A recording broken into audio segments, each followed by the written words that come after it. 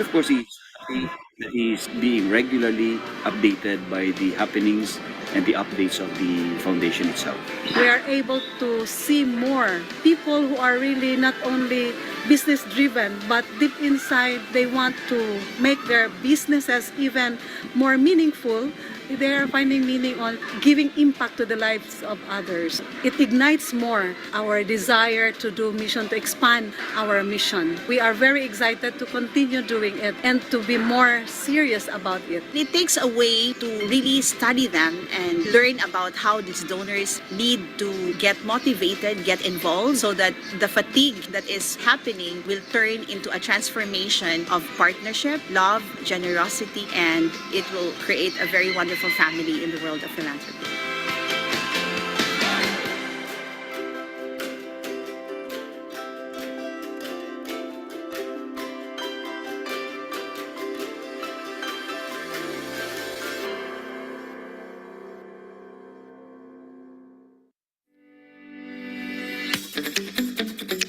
It is with great honor and deep sense of purpose that I welcome you all to the SRG Global Sleep Out 2024. Tonight, we gather not just as individuals, but as a united community across the globe, committed to making a difference in the lives of the homeless and vulnerable. Magandang gabi, Pilipinas! And good evening, world! I've been doing this endeavor for the last 5 years. The endeavor of feeling how it is to be a sleeper, sleeping in the outside of your comfort zones. By that, you can experience it, you'll be willing to help. what keeps me going, aside from the fact I really do believe in the cause of homelessness, it's something close to my heart because I've tried being homeless before. And I'm so happy that Spring Rain Global has continued this. And I do hope we do continue over and over again till one day I'm no longer the co-host because there are no longer any homeless in the streets.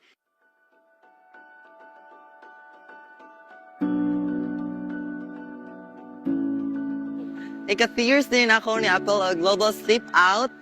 Good experience nga makita po nimo ang imong self gani sa kanang mga homeless people pod. Personally, I would go for an effort in our part that we shall be conscious or advocating homelessness. Not only we have to wait every first Saturday of December every year, but every day in our lives. See a connection that can bring together our advocacies in the environment. From plastics, we can develop different types of construction materials which we can use to help address our homelessness situation in the Philippines. You can see the interconnectedness of these different advocacies, and as we solve one problem, we also address other problems. We have to be cognizant and be conscious also of the other sector, the poorest of the poor. They cannot be members of Pag-ibig. They don't have any gainful employment. So this is now the challenge we are facing right now. If you are a homeless person, you need to be accepted, not just staying in a shelter alone. To have that gap answered, that's why the purpose why I'm here. I want to present something. Convince or influence the policymakers, the decision makers in the LGU in trying to seek ways and find innovative solutions, really fast-tracking or expediting and addressing the homelessness in our LGU. It's not more yet of what I can get, but it's always more of what I can offer. Because I so believe that whatever form of life we have, God has embedded a talent in us.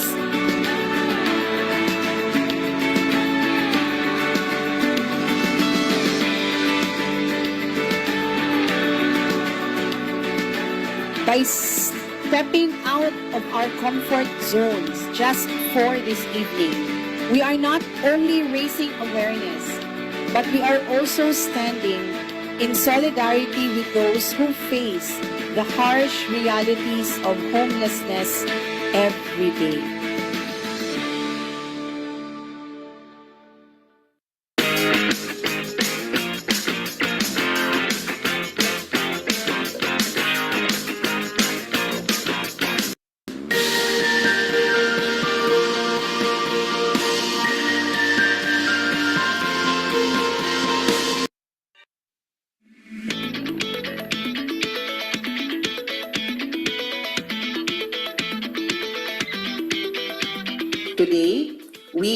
together with a shared commitment to nurturing transformative change in philanthropy. This is inspiring. I think that would be an understatement. Really happy to see a lot of amazing thought leaders in this event, stepping up and scaling up their capacity and capability on providing impact.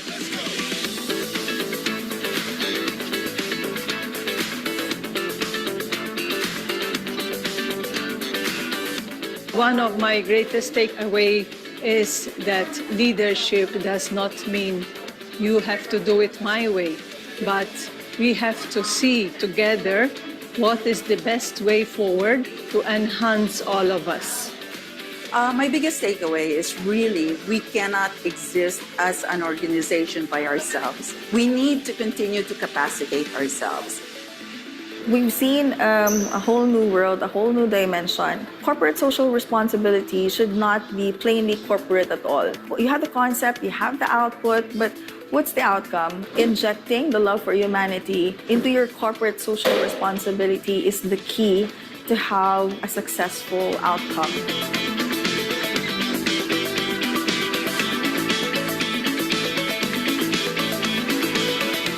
Philanthropy grows as we practice it effectively. Every engagement that I had in the last 8 years shows the philanthropy level of our partners.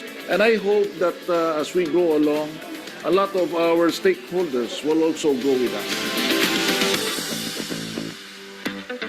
ISO is globally recognized. So if we have funders around the world, it creates credibility for the philanthropy, for the NGO. The founders or the owners tend to do all the things so they cannot scale up. One key component to ensure sustainability by hiring the correct, talented people with the right culture, knowledge, and skills. AI is moving very fast. Technology is going to play a key role, most of all, improving the output.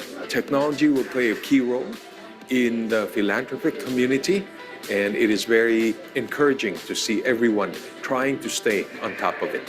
So as a local chief executive of our municipality of Alegria, I am so happy, overwhelmed. You know, there are so many things that we wanted to do, but there's lacking. We need to collaborate.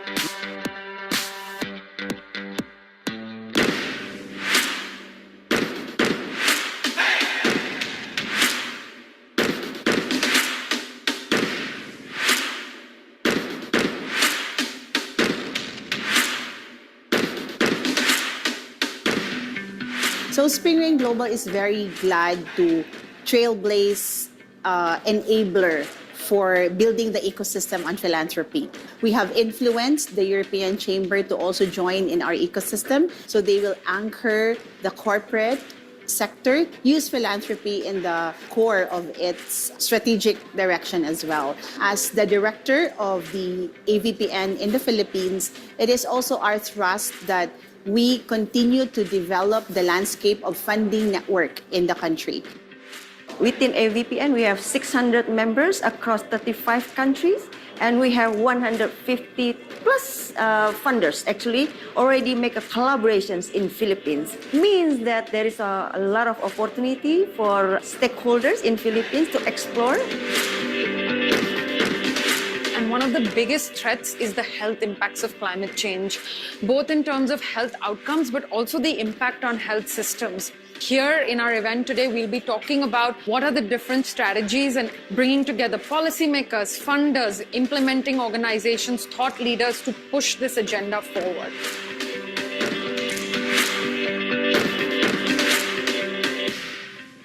Race to Net Zero Philippines was established by UCCP, and then UN gave us a roadmap to apply as an accelerator of the Race to Zero global campaign. And now here we are, launching this campaign in the Philippines for the first time. Philanthropy really plays an important, in fact, a key role in making this happen. Let us continue to nurture an environment that will transform leadership and social responsibility to the next level, and work together to make this world a better place for all.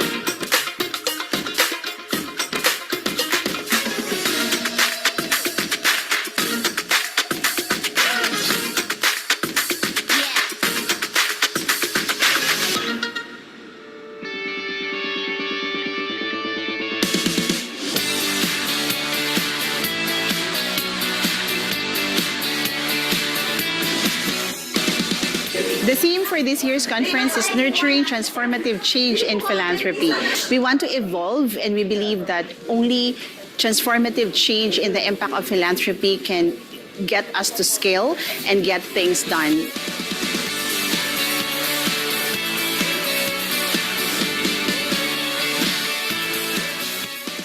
So this is a venture where the religious and lay people work together, where there is no superiority or like we don't have clericalism here.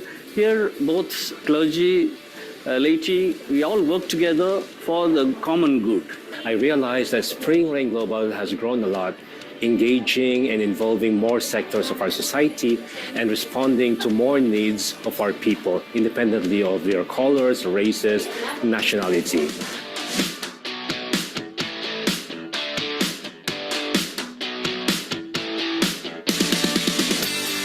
And I feel that we are not just participating in philanthropy, but that we are really part of a global transformation. Yeah, no, I think it's a very timely event given the challenging funding landscape that we're facing here in Asia, but also globally. The whole world is talking about localization, which means that it is these local actors that are going to be placed to drive the development agenda going forward.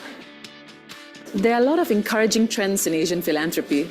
We know, of course, that there's a huge wealth transfer that's about to take place. Organizations like this that gather people from across the social impact ecosystem really play a role in fostering those discussions and bringing attention to some issues that haven't been in the forefront before.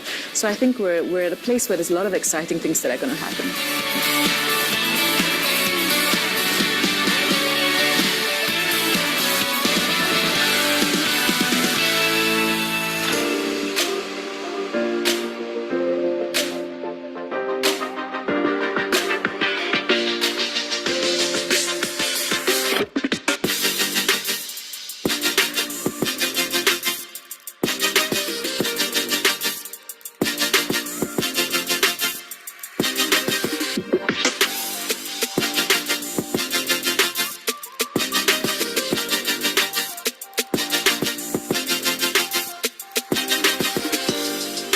For the new PDOs, always make sure that charity should always be organized and structured. And that is what Spring Rain Global is giving to us. This is a long game. To do that, we need to be essentially sustainable, which means that you might need to make a profit.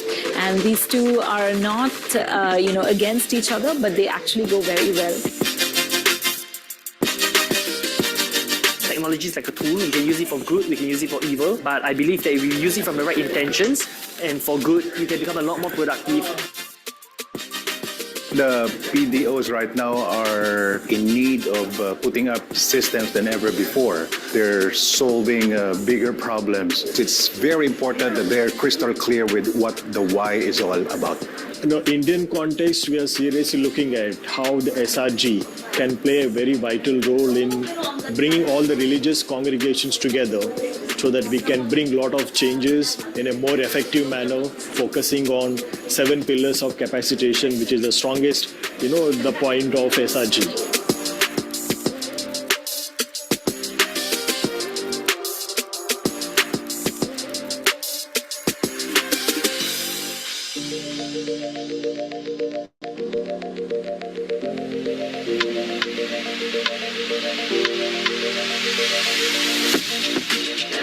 With all these things, I am very hopeful. The congregation is very hopeful that hard work, God will touch the hearts of donors and other people, civic association, to help us. In this conference nakita ko, I really have to have everybody in the same boat, in the same plane, allowing them to enter into the system. And now with almost 21 people here, we can do just that. Very important for me is the system. We have yet to improve so much in documentation and in the system. My belief has been cemented that sports can really be a unifying factor,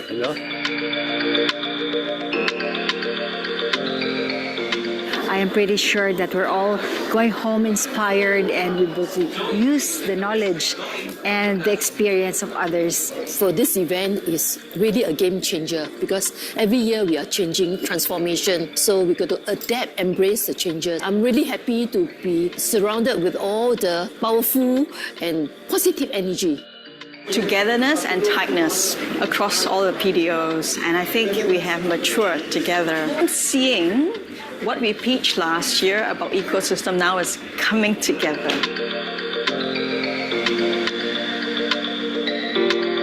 I believe that these collaborations between AVPN and SRG is to supporting the ecosystem of social enterprises and also non-profit in the Philippines, and also on how we bring social investors to supporting this capacity building fund. Thank you, Lord, for this handpicked invitation of this noble undertaking. No, there's nothing more that I can say, but the best would lead us to where we are. Thank you to all of you for not giving up on your mission and for always, always being there to the people that you serve. And this is our SRG Ecosystem of Good, signing off our 8th SRG Asian Philanthropic Development Conference, and see you all in Hong Kong!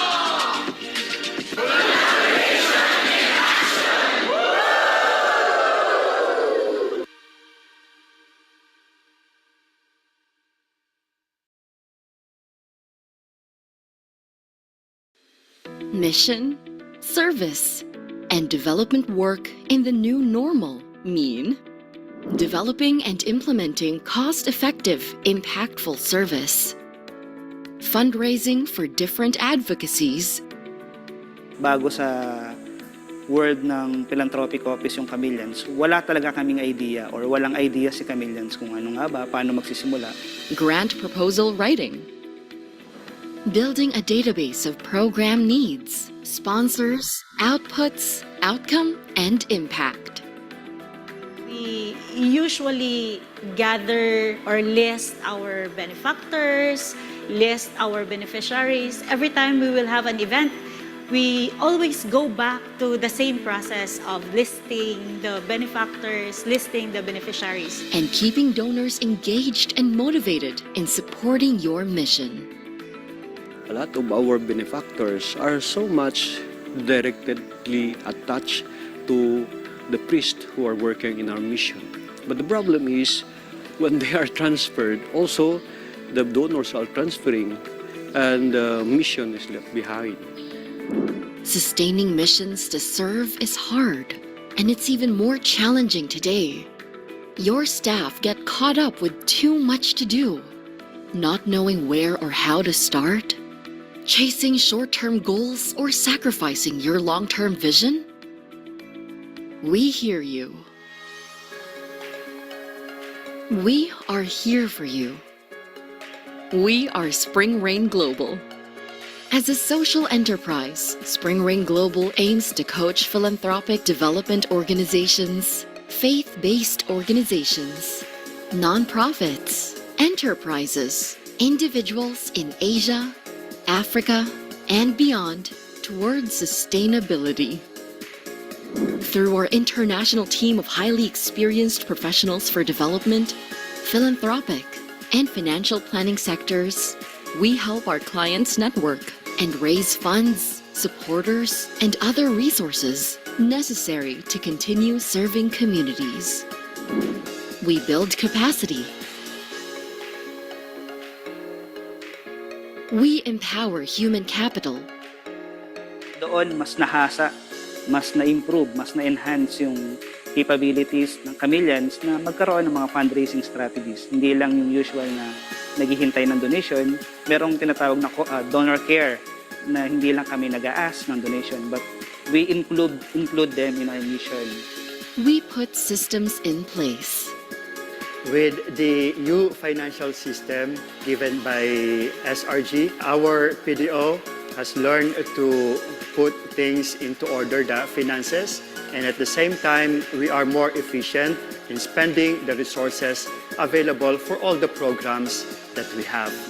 Spring Rain Global anchors our services on the 6-pillar capacitation model, a proprietary systematic framework to empower organizations holistically and effectively towards sustainability. In the last 15 years, we have prided ourselves in working with community-based organizations who respond to the most urgent needs in our communities. We bridged hopes, helped our clients reach new heights, and generate roadmaps where visions come alive. But we are painfully aware that there are still millions who will benefit from stronger, more sustainable missions. At Spring Rain Global, we are determined to work with organizations and individuals to help them realize their roadmaps with confidence and skill.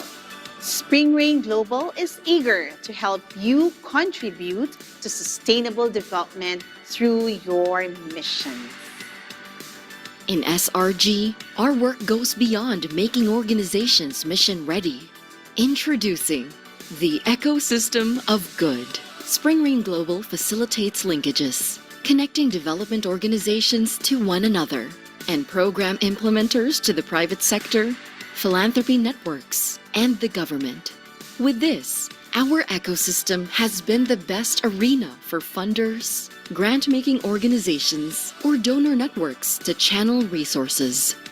And together, with our philanthropic development offices, we accelerate solutions to society's most intractable challenges. The ecosystem of good is really flourishing in our PDO. That I felt that I'm not working alone. That people are sharing, contributing their own expertise, their own resources, even their own benefactors. They are giving what they can for the common mission, whatever entrusted to us. Work with us. Let us achieve missions together. Spring Rain Global, celebrating 15 years of nurturing a stronger ecosystem of good.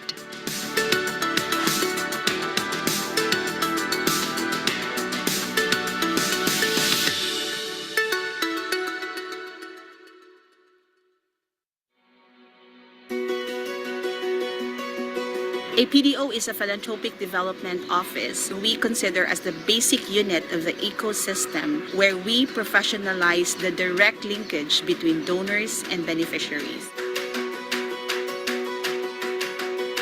It will institutionalize and create transparency, good stewardship of resources, monitor impact of their programs, create advocacy impact so that in the holistic part of it, it's not just only about the money, but it's also the stewardship of the utilization of this money that is supporting the mission of these charities.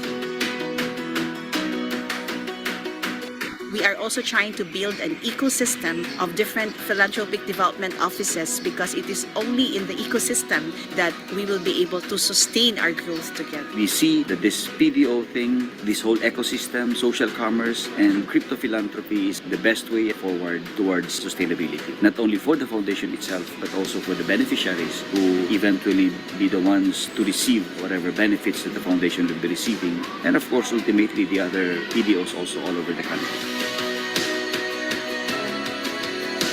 It has helped us to identify our funding needs, especially for the sick, with the help and guidance that they are giving. Our ministry to the sick is now more organized, more efficient, and systematic. They have been doing their best to assist us and to work from where we are so that we could truly function as such. One thing that Spring Rain was able to help us and has been going on until now is really connecting a lot of people, and not only here in the Philippines, but also in abroad. They have given us the right mindset, the skill set, and the tool set that we need in order to establish our office and to raise funds for our apostolate in education. It was very chaotic. Before Spring Rain, we were just scrambling and trying to figure things out, where Spring Rain came and gave us the technology.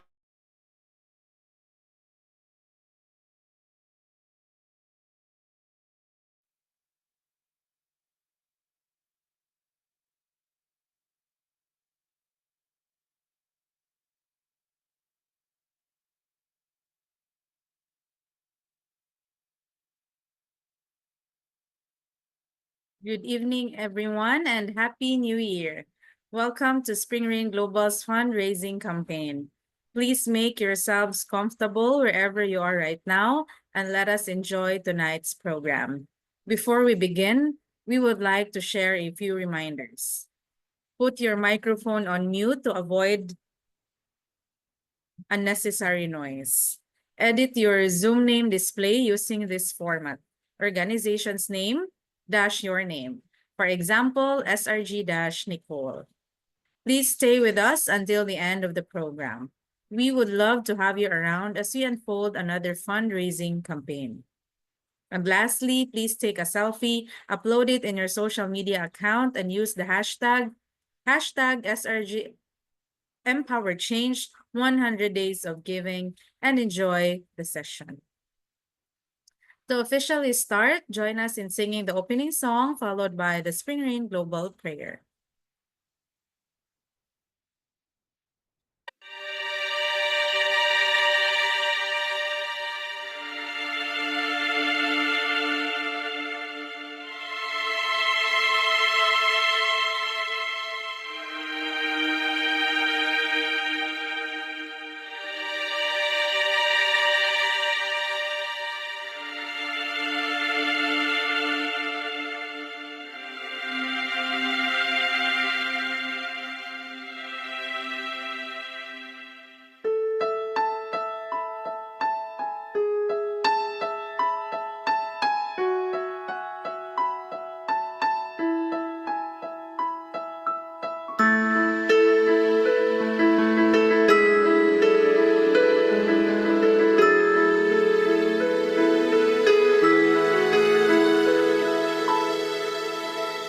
Return to a land called Paraiso, a place where dying river ends. No birds to fly over Paraiso. No space allows them to endure the smoke that screens the air, the grass that's never there. And if I could see a single bird, what a joy. I tried to write some words and create a single song to be heard by the rest of the world. I live in this land called Paraiso, in a house made of cardboard floors and walls. I learned to be free in Paraiso, free to claim anything I see. Nature rugs for my clothes, plastic bags for the cold, any empty cans for all I have. What a joy! I never fight to take someone else's coins and live with fear like the rest of the boys. Paraiso, help me make a stand. Paraiso, take me by the hand. Paraiso, make the world understand. And if I could see a single bird, what a joy this tired and hungry land could expect. Some truth and hope and respect from the rest of the world.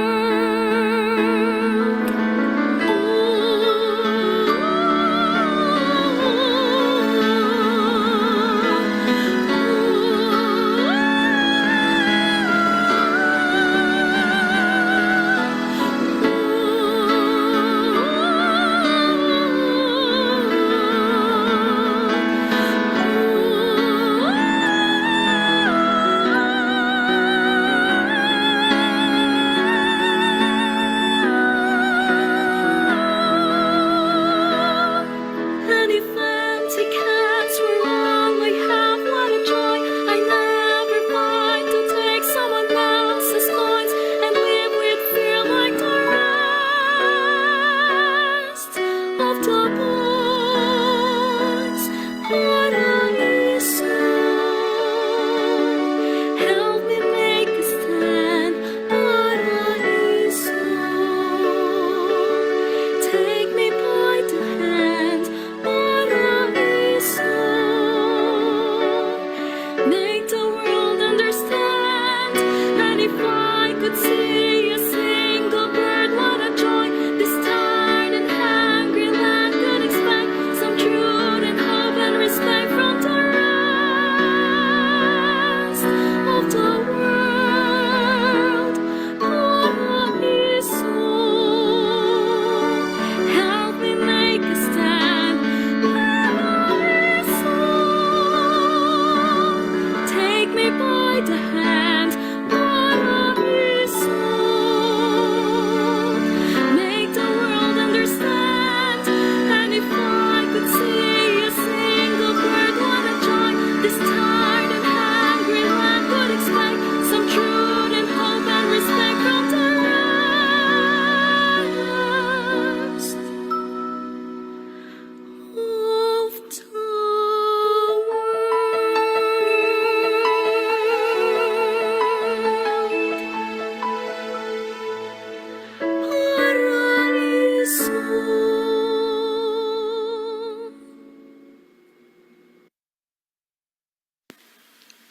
In the name of the Father, and of the Son, and of the Holy Spirit. Amen. The Spring Rain Global Prayer. Heavenly Father, we thank you for the opportunity to be called in this noble endeavor of serving people and organizations through our thrust for a deeper love for humanity and stewardship of our giftedness.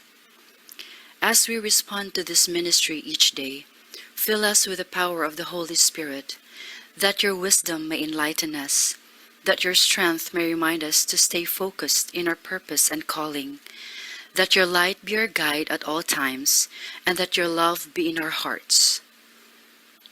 We know that the journey may not always be easy, but we firmly believe and hold on to your promise that you will be with us both in our challenges and victories, as we bring love and unity to your people in service for others. We continue to pray that as we grow the mission and purpose of our Spring Rain Global family, we may be sustained by your grace, ready to open the path for others, so that your blessings and divine providence may completely flow to each and every one of us. May we always stay in your grace, now and forever. This we ask in Jesus' mighty name. Amen. In the name of the Father, and of the Son, and of the Holy Spirit. Amen. We will now play the national anthems of the Philippines, USA, and Singapore to signify the countries where Spring Rain Global is registered and operating.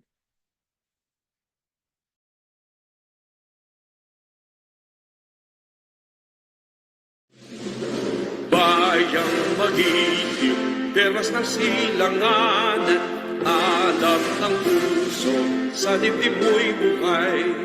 Lupang hinirang, tuyan ka ng magiting sa manlulubing. Di ka pasisiing sa dagat at bundok, sa simoy at sa langit mong bughaw.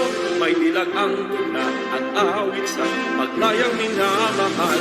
Ang islap ng watawak mo'y tagumpay na nagniningning. Ang bituin at araw niya kailan tambay di magdidilim. Lupa ng araw ng walhati pansin ka, buhay ay langit sa piling mo. Aming ligaya na pag may mga api ang mamatay ng dahil sa'yo.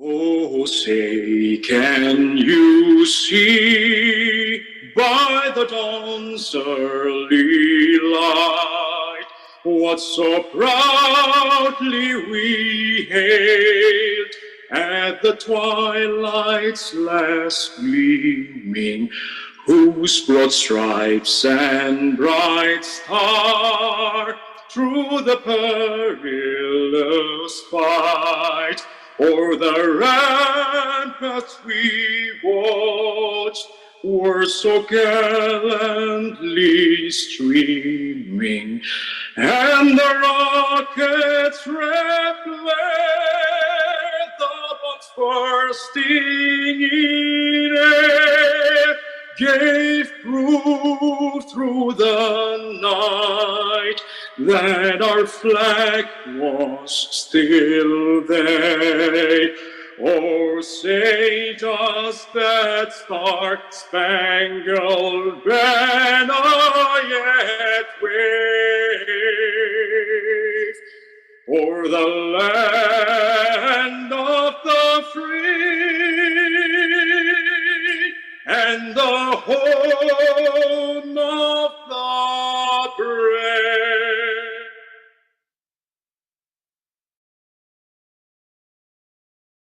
Mari kita rakyat Singapura sama-sama menuju bahagia.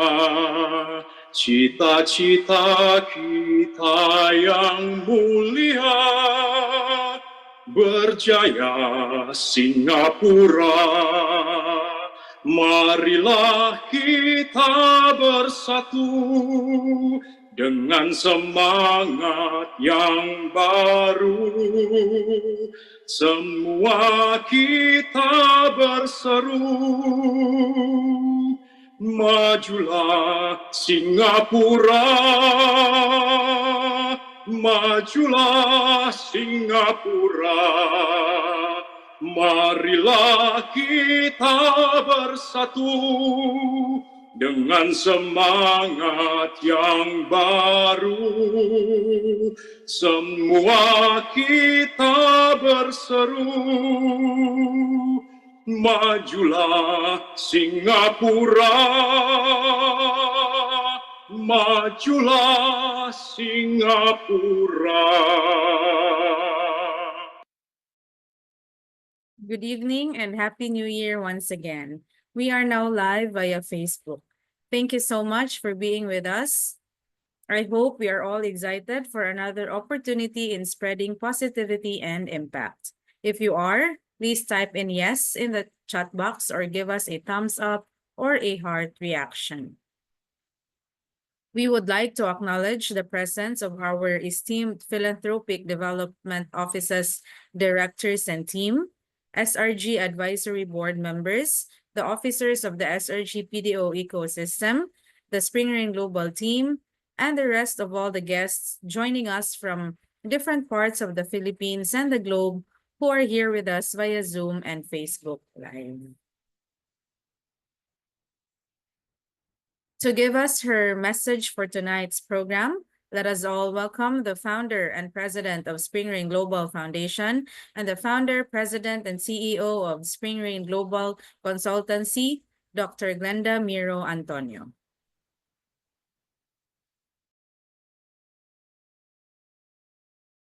Good afternoon and good evening to each and everyone watching across the globe. Happy New Year, everyone, and happy 2025 to all. As we gather this evening, we welcome you back to the remarkable journey we have undertaken together on this Empower Change campaign, 100 Days of Giving.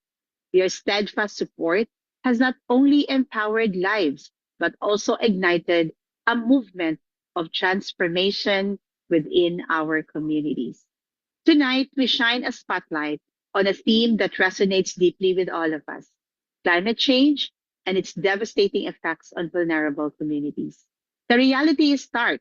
As our planet faces unprecedented challenges, it is the most marginalized who suffer the most. Yet within this challenge lies an incredible opportunity for us to drive meaningful change. Climate change refers to long-term shifts in temperatures and weather patterns, primarily driven by human activities such as burning fossil fuels, deforestation, and industrial processes. These changes have led to a rise in global temperatures, resulting in extreme weather events, rising sea levels, and disruptions to the ecosystem. The effects of climate change are particularly devastating for vulnerable communities who often lack the resources and infrastructure to adapt to these changes. Among these effects include increased natural disasters, where vulnerable communities are often located in areas prone to natural disasters such as floods, hurricanes, and drought. That's why climate change intensifies the frequency and severity of these events, leading to loss of life, displacement, and destructions of homes and livelihoods. Another effect is insecurity.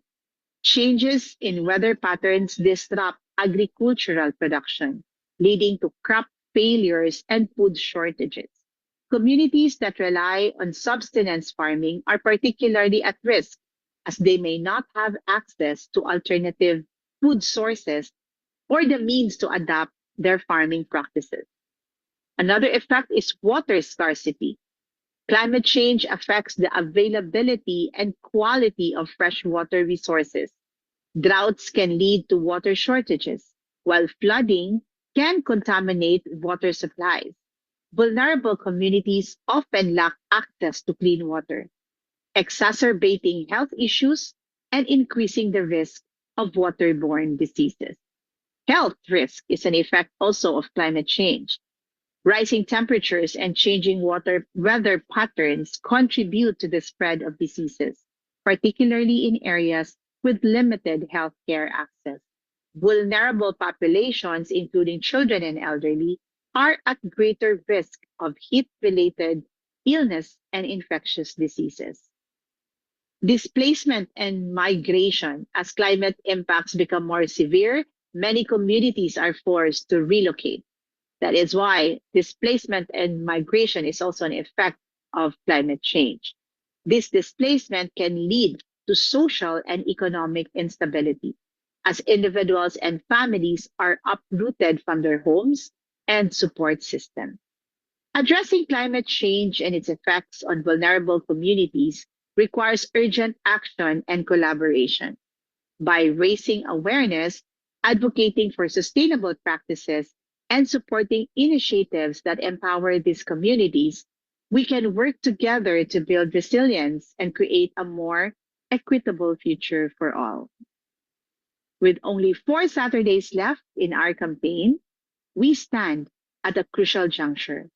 This is our moment to amplify our impact and transform the narrative surrounding climate change. We can be the catalysts for change, advocating for sustainable solutions that uplift those who are most affected. In closing, I want to express my heartfelt gratitude to each of you for being here tonight and for your commitment to our cause. As we journey throughout the final 4 Saturdays of our 100 Days campaign, let us remember the power we hold to effect change in the face of climate change and its impact on vulnerable communities. We can be the voices of hope and resilience, advocating for those who need it the most. Let us harness our collective strength, creativity, and compassion to drive meaningful change and action and provide a sustainable future for all. Thank you for your belief and trust in our transformative power of our work together in our ecosystem of good. Let us make this last few weeks count and empower change together. Welcome and blessed 2025 to all. Thank you, Dr. Glenda. Again, we welcome our participating organizations to Spring Rain Global's fundraising campaign, Empower Change 100 Days of Giving. Please don't forget to take a selfie or group photo participating in the campaign. Upload it in your social media accounts and use the hashtag SRG Empower Change 100 Days of Giving. This fundraising campaign will focus on the advocacies on climate change, education and awareness, Race to Zero campaign, SRG Ecosystem Disaster and Climate Fund campaign, Human capital development includes vocation and formation, skill set upskilling, education, and scholarship.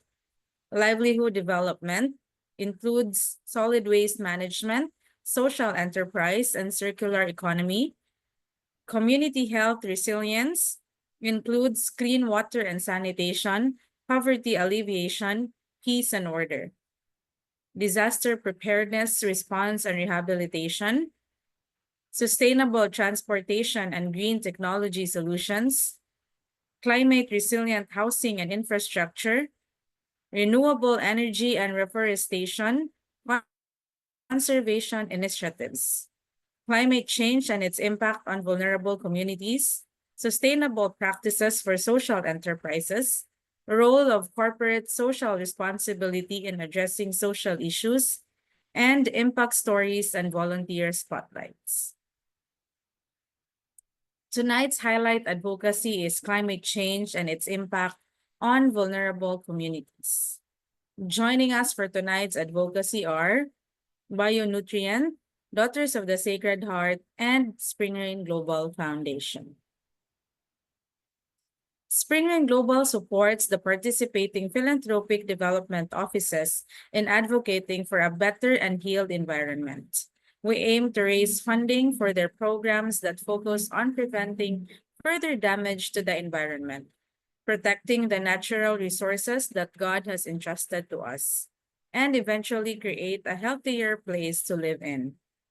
This fundraising campaign is very unique as we are the lead collaborator of the Race to Zero Philippines, together with the European Chamber of Commerce of the Philippines as the lead accelerator. Addressing the challenge of climate change is crucial to ensure a sustainable future for all. Net zero is a comprehensive approach in balancing greenhouse gas emissions and its removal from the atmosphere. Achieving the net zero goal is essential to mitigate the devastating impacts of climate change and create a more resilient and equitable world. By leading this 5 million USD campaign, we can make significant strides in accelerating the transition to a sustainable net zero future. As a collaborator of this net zero campaign, Spring Rain Global invites all the PDOs, ecosystem members, companies, financial institutions, educational institutions, healthcare providers, environment advocates, civil society, and the general public to be the first 40 champions to pledge 1.5 million in peso.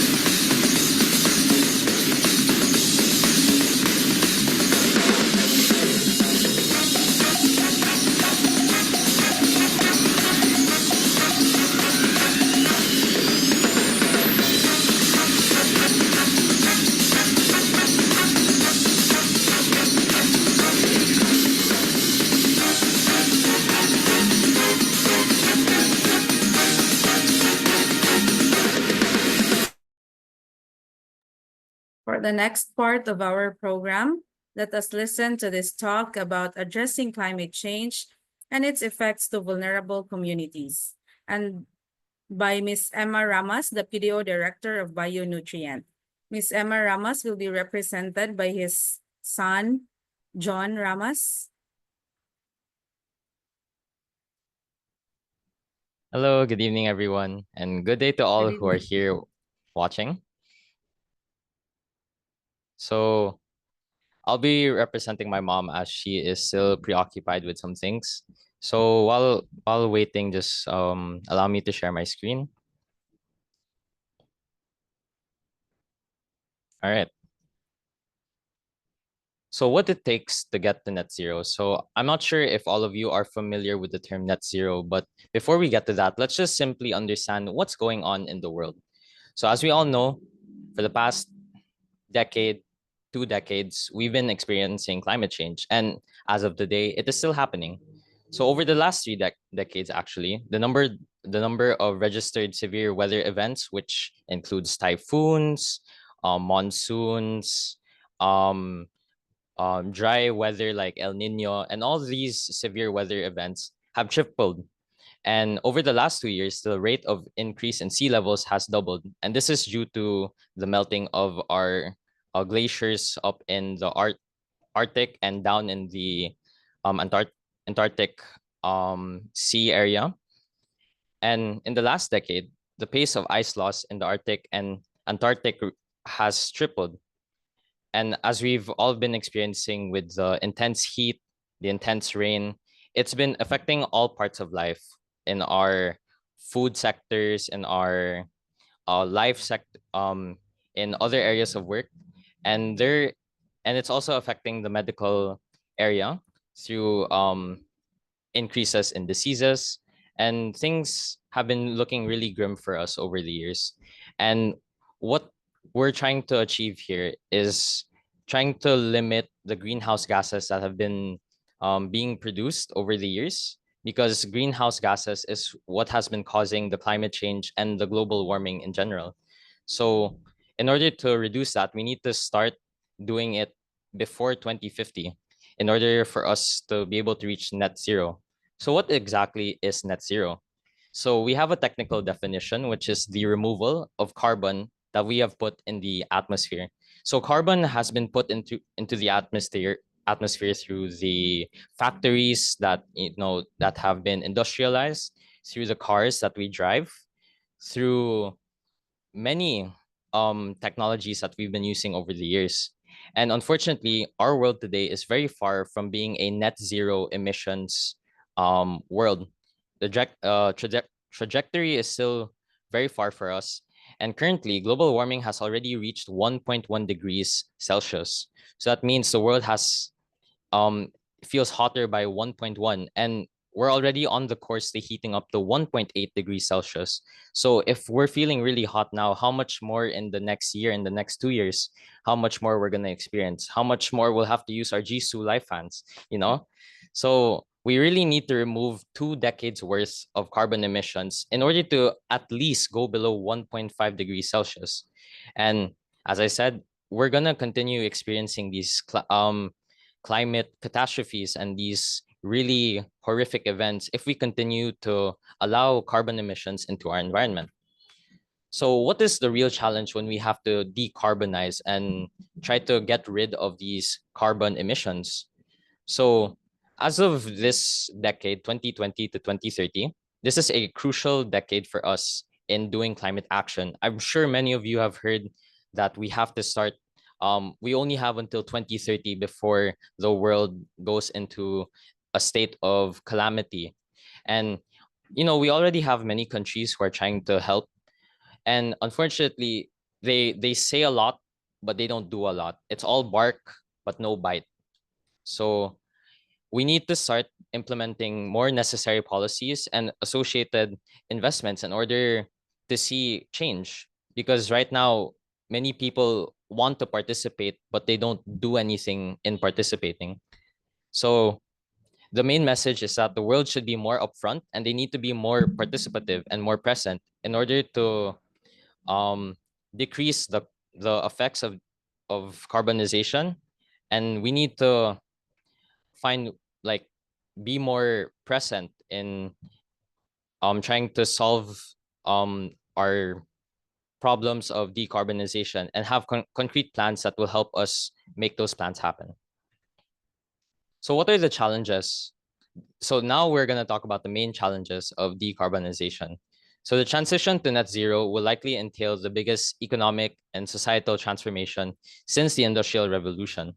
So that means whatever we're doing now, we'll have to do a lot more in order for us to see some significant change.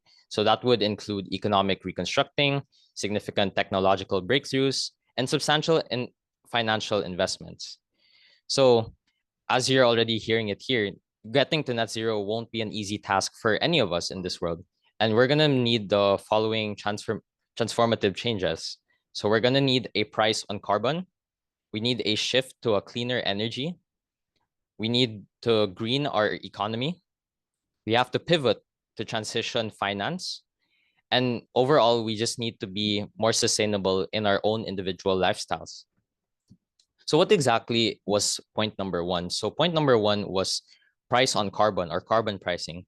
So that means we just need to put a price on all the carbon emissions that go out. And so this would help ensure that people aren't incentivized to promote using carbon emissions or using technologies or promote systems that use carbon. So we can have a carbon price through the following, maybe through a tax on carbon emissions, a system for trading emission permits, setting regulatory limits on emissions that could be translated to an implicit carbon price.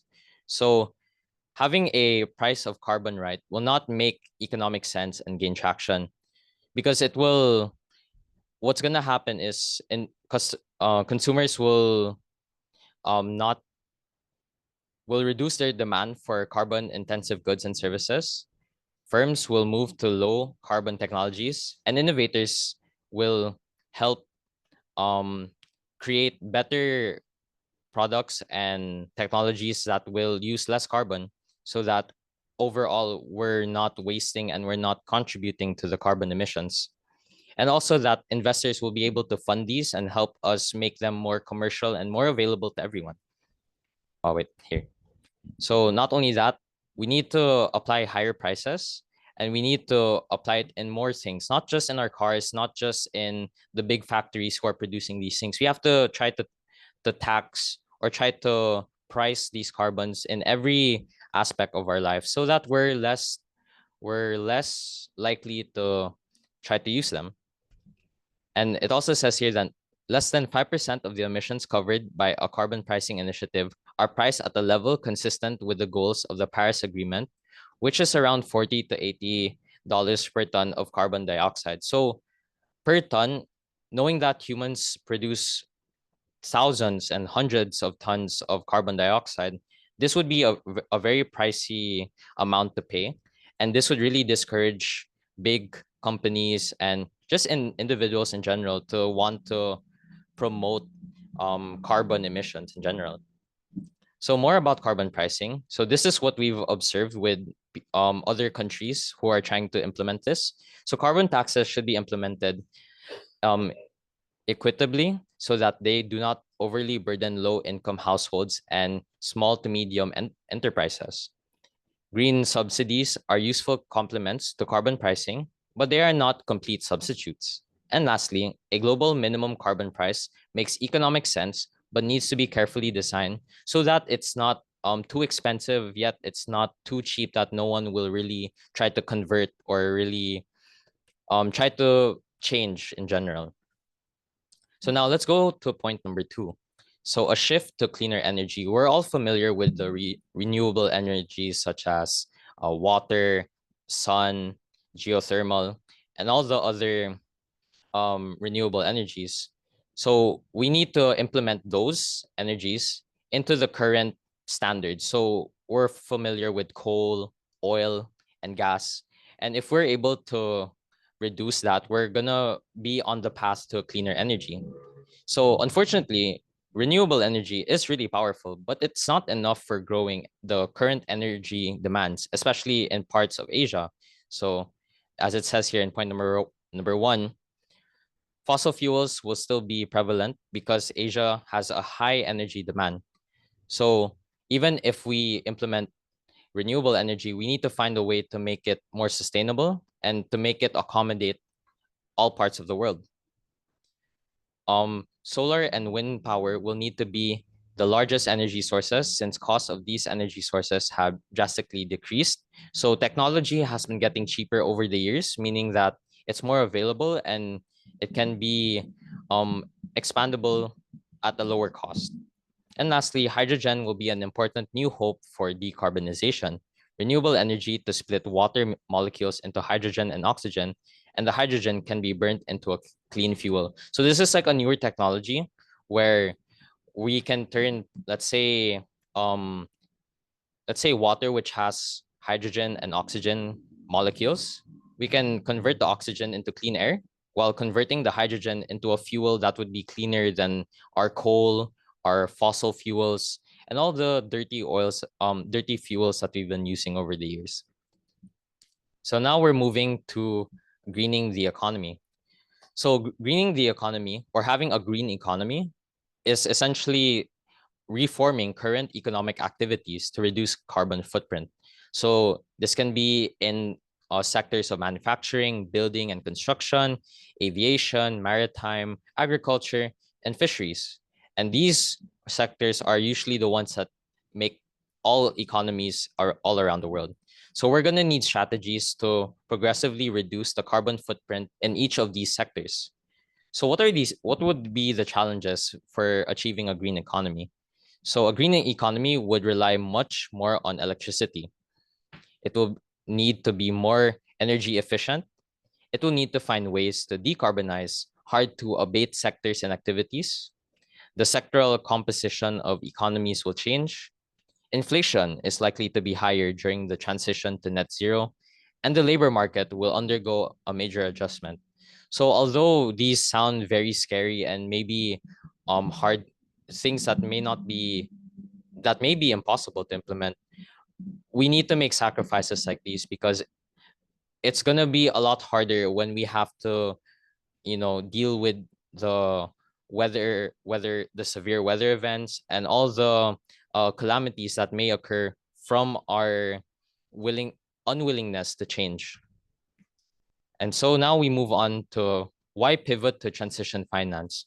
So financial investments needed to reach net zero include the following.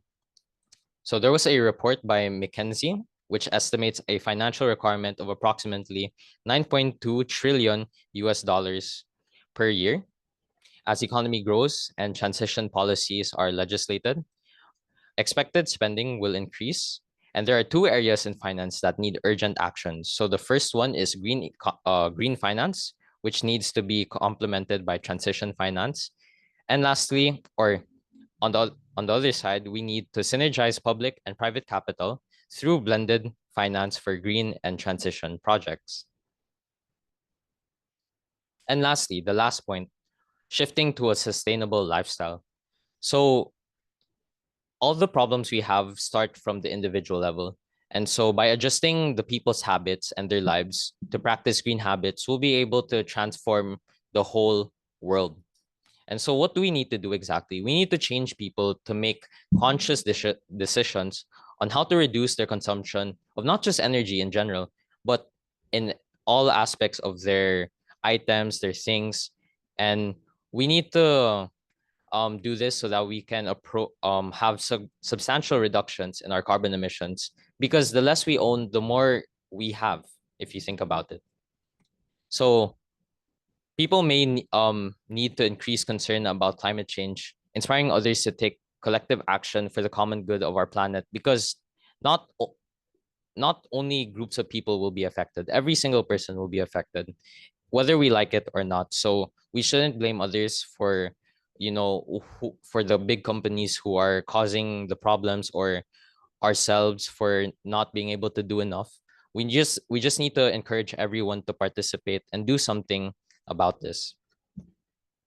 So what are some ways that people can minimize their impact on the climate? So the first thing we can do is to conduct energy audits at home to identify ways to be more energy efficient.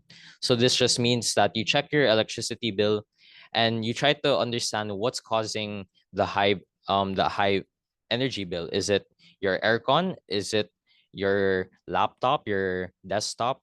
Is it the refrigerator? Is it whatever it is? You need to check what is causing it, and by lowering your use or finding alternatives that use less energy, then you would have not only a smaller electricity bill, but also you would contribute to the betterment of the environment and reducing climate change.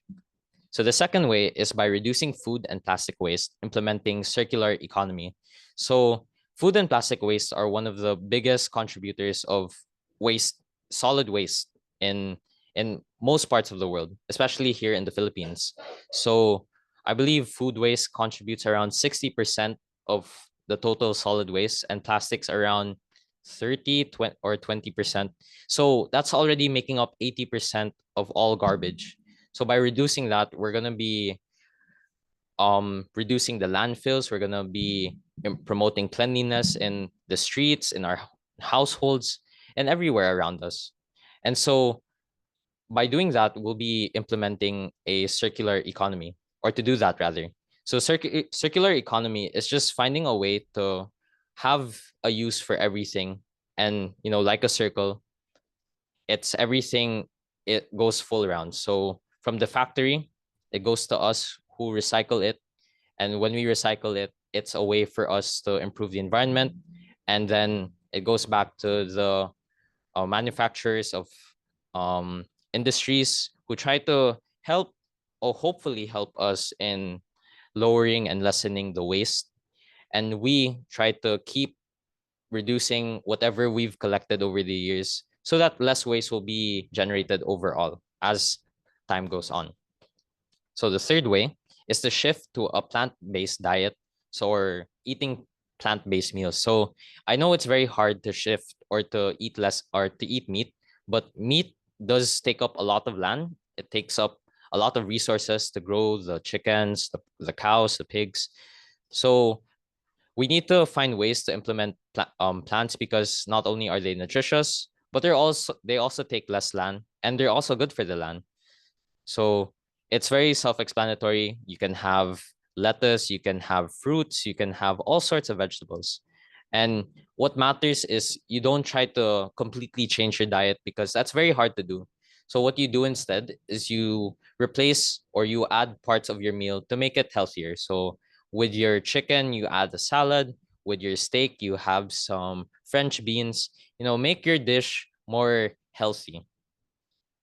So number 4, reduce dependency on cars. Instead, we walk or we bike or use public transport more. So less driving and more public transport. So as I mentioned previously, carbon emissions are generated through us driving our cars. And although public transport uses vehicles, having more people in riding one car would be more efficient, and it would be reducing a lot of carbon emission.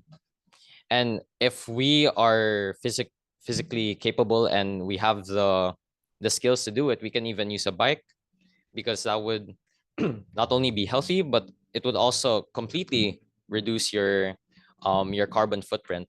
And lastly, if you don't have any of those options, you can walk. It's very nice to walk. Well, maybe not nice to walk if your roads are a bit dusty and dirty, but walking is a very good way for you to have just clarity from personal experience. And so less cars and more public transport, bikes, and walking. So what's the overall conclusion about net zero? So the road to net zero is clearly not an easy thing. We have to sacrifice a lot. We have to change a lot. We have to spend a lot. A lot needs to be done. But humankind has risen from grave challenges. We've risen from calamities, from war, and all these things that we've somewhat brought to amongst ourselves. And although the planet cannot wait as it continues to heat up, we need to do something about it. And the cost of delay means that we have to make harder adjustments under worsening climate. When things get harder for us, our health will get jeopardized. Our food sources might diminish. And so everyone needs to play their role in improving the current environment. We only have until 2050 before it's too late. So let's start doing something about it. So what are we going to do here in BioNutrient?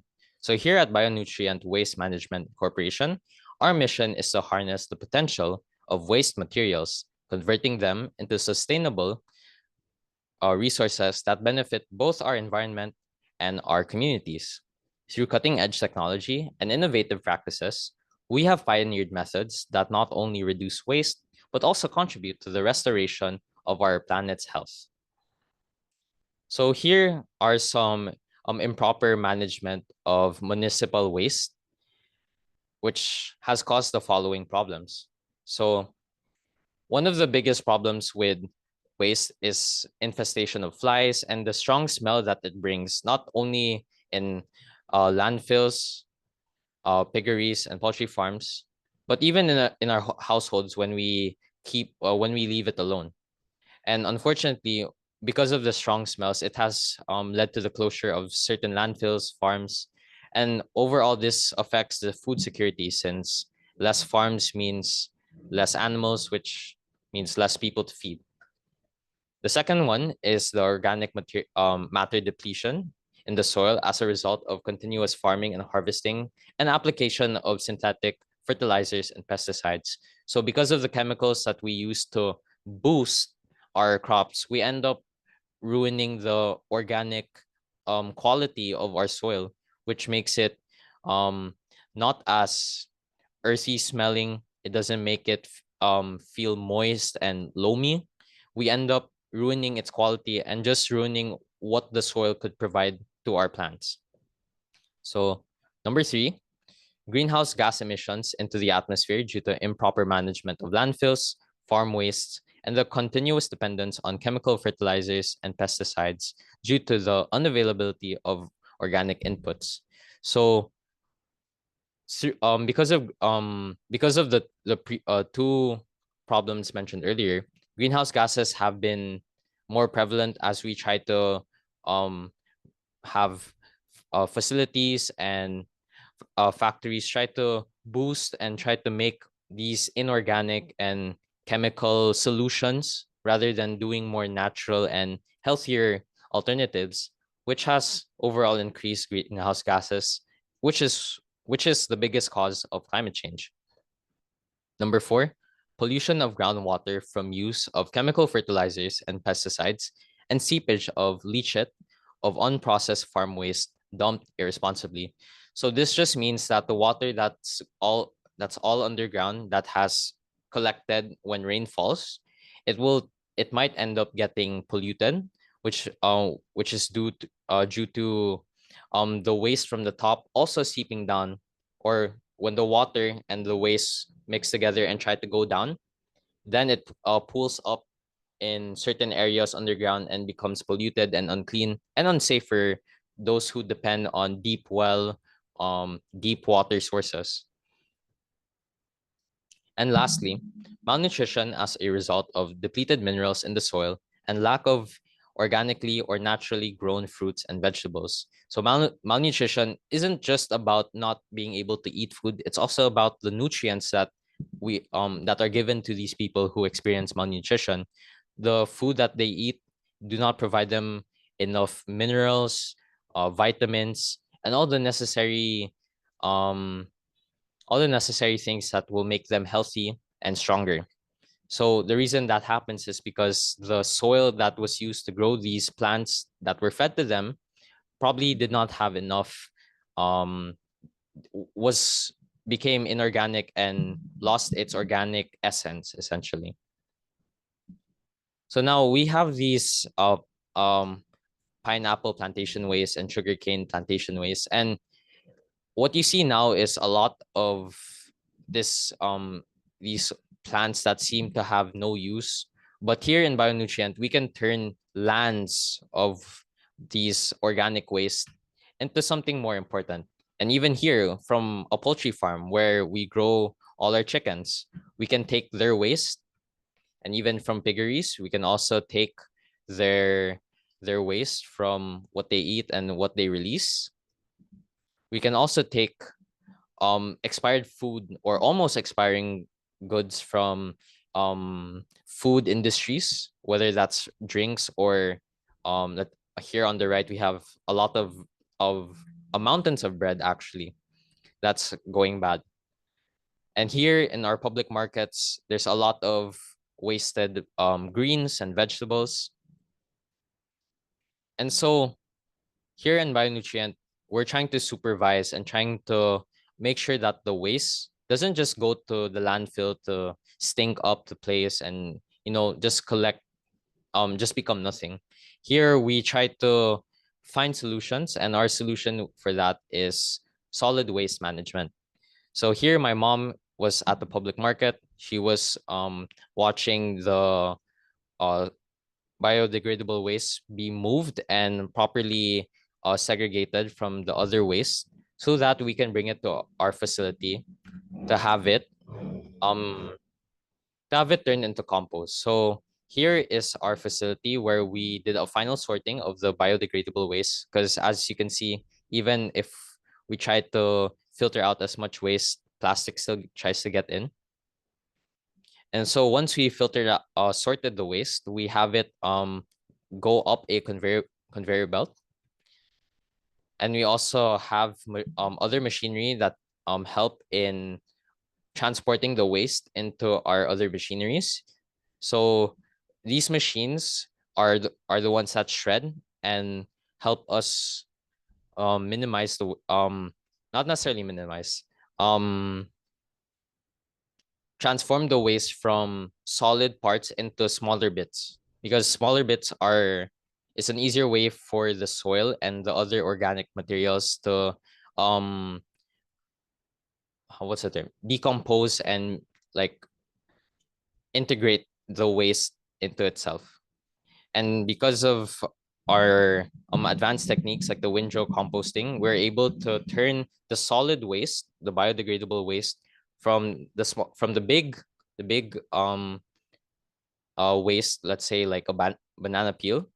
We cut it up and we mix it with previous waste, not waste, with previous soil and compost, and it ends up turning into compost. So compost has a very earthy smell, and we bag these for farmers to use for private sectors who are interested in converting to a more organic farming practice. They can use our compost, and this is what our bag compost looks like. And so by processing all this municipal biodegradable waste and turning it into a fertilizer and into a resource that could be useful for the agricultural sector, we can expect the following. So we reintroduce and we make available in organic inputs for sustainable agricultural practices. We have better productivity and lower costs of production for farming, which provides better income for our farmers. We mitigate climate emergencies and disasters. We reduce pollution of solid soil and groundwater with the reduction of application with chemical fertilizer and pesticides, and reduction in seepage of leachate from unprocessed farm waste dumped irresponsibly. And lastly, we empower our youth, women, the farmers, the resource collectors, and the waste processors. And we provide them with better income and a more sustainable livelihood for more marginalized sectors. And with that, I'd like to present an unsolicited proposal from Evergreen Labs here in the Philippines. So they have made a custom model, as you can see up here, of a MRF, a material recovery facility. So the goal here is to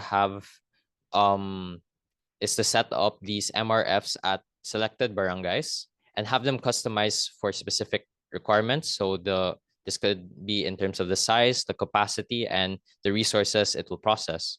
So these will all include a automated sorting line, while different diversion technologies can be added.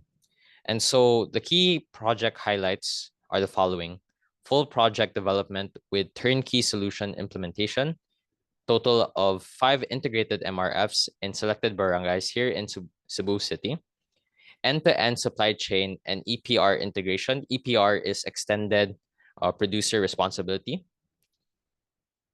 And then next, we have experienced local team to support, allowing for people in our community to help and contribute to faster MRF systems, proprietary proven technology for diversion of low-value plastics, and lastly, optional integration of organic waste processing through Black Soldier Fly. So this project has an estimated budget of 53 million pesos, and we can expect at least 5,000 tons of waste that can be processed here in these facilities. So here we have the finer pictures of what the MRFs will hold. So here we have the broad production. So we have compression molding technology to transform all the plastic waste into boards commonly used in construction and furniture sectors. So we would turn our plastic waste into housing that can be for the more marginalized communities so that they'll have a roof over their head during severe weather conditions. We also have aggregate production, where through extrusion, low value plastic cans can be mineralized and processed into aggregates to replace mined minerals in various concrete applications. So we turn the plastic into, I'm sure some of you are familiar with like eco bricks. So we're gonna turn the plastics into a material that can be shaped, and these shapes can be used in the floors, like here as eco tiles. They can be used as bricks to build solid walls, and they could be eco blocks also, which are, I believe, bigger walls also. So here in the facility, collection and sorting, there will be a tailored collection and sorting system, which is an integral part of the MRF, from integration of community collection programs to the supply of efficient sorting and baling systems. And we also have a track and trace app system and reporting, where we provide free provision of a digital track and trace tool for seamless integration into the EPR system, enabling fair fee sharing mechanisms through comprehensive audit and reporting capabilities. So this would be very handy for us so that we understand what's going on, how our system is doing well, and how we can improve if ever there are some lower expectations or results from our MRF. So these are some pictures of how we can benefit other communities, and we even have a spokesperson who's given us their experiences about the collection model. So community collection model shows how each community can contribute in collecting their own waste and making it easier for the garbage collectors in bringing out the waste and making it more approachable and systematic. So the community collection model forms partnerships with local governments, community leaders, businesses, and informal waste collectors to build a robust network. It develops a points-based system where contributors earn rewards based on the amount and type of plastic they bring in, implementation of traceability mechanism to monitor end-to-end journey of plastic across the supply chain, and lastly, implement a feedback system to gather suggestions from residences for the benefit of target expansion. And so these are our inclusive assets and services. So we include infrastructure, which can be constructed with a size of up to 450 square meters with a foundation and steel roofing structure, including water and electricity connections. There's also equipment that will be in the MRFs, which include loading and sorting conveyor systems, baler for recyclable, push cart and manual forklift, plastic shredder or crusher. And in addition, on the location and size, they also offer ad options for 2 to 3 of the selected sites. So they also include board production line for a hot press, cold press, roller and lifting tables, table saw. They also have aggregate production line. So this is what we saw earlier, where they can make specific products, whether that's boards, aggregate, paver and block, or black soldier fly containers. So there's also training and SOPs, community programs, and traceability and EPR, and lastly, replication, scaling, and fundraising. So Evergreen Labs is committed to support Cebu City in the replication and scaling of this proven model. So they're a company, I believe, that is trying to propose this project for us to improve the current solid waste management system, where it's more of a collection based, collect and dump based system rather than collect and repurpose system. So they try to provide a facility for us to work on the waste and transform it to something useful. And so what does this project require and what are its assumptions? So a total, as previously mentioned, a total available budget of 53 million pesos is available to establish and operate 5 MRF facilities across selected barangays. Cebu City will closely align with barangays and Evergreen Labs to select suitable recipients and locations. Barangays will engage in community collection and waste segregation. The waste brought to the MRFs is pre-segregated into wet and dry waste or similar separation. For all necessary permits and approval processes will be handled by Cebu City or the barangays. Each barangay will operate its own MRF or will assign a collective or cooperative to carry out the operations.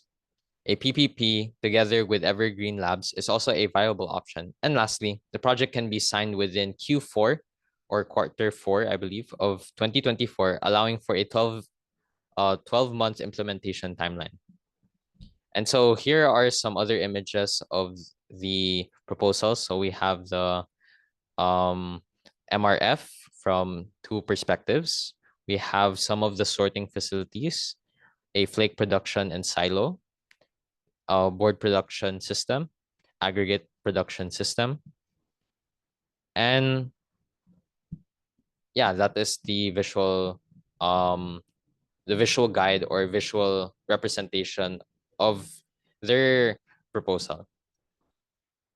And so these are some other components that can be added. So there is a container office unit with bathroom as seen here.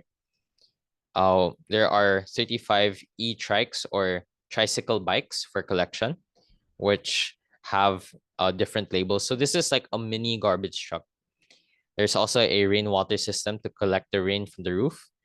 And included features include integrated office space, toilet facilities, a small kitchen, and the previously 2 mentioned components. And that is all from BioNutrient. Thank you for watching, and I hope that we have you in reaching our net zero future. Thank you.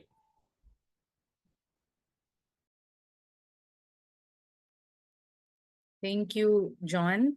And at this point, we will now have the panel discussion.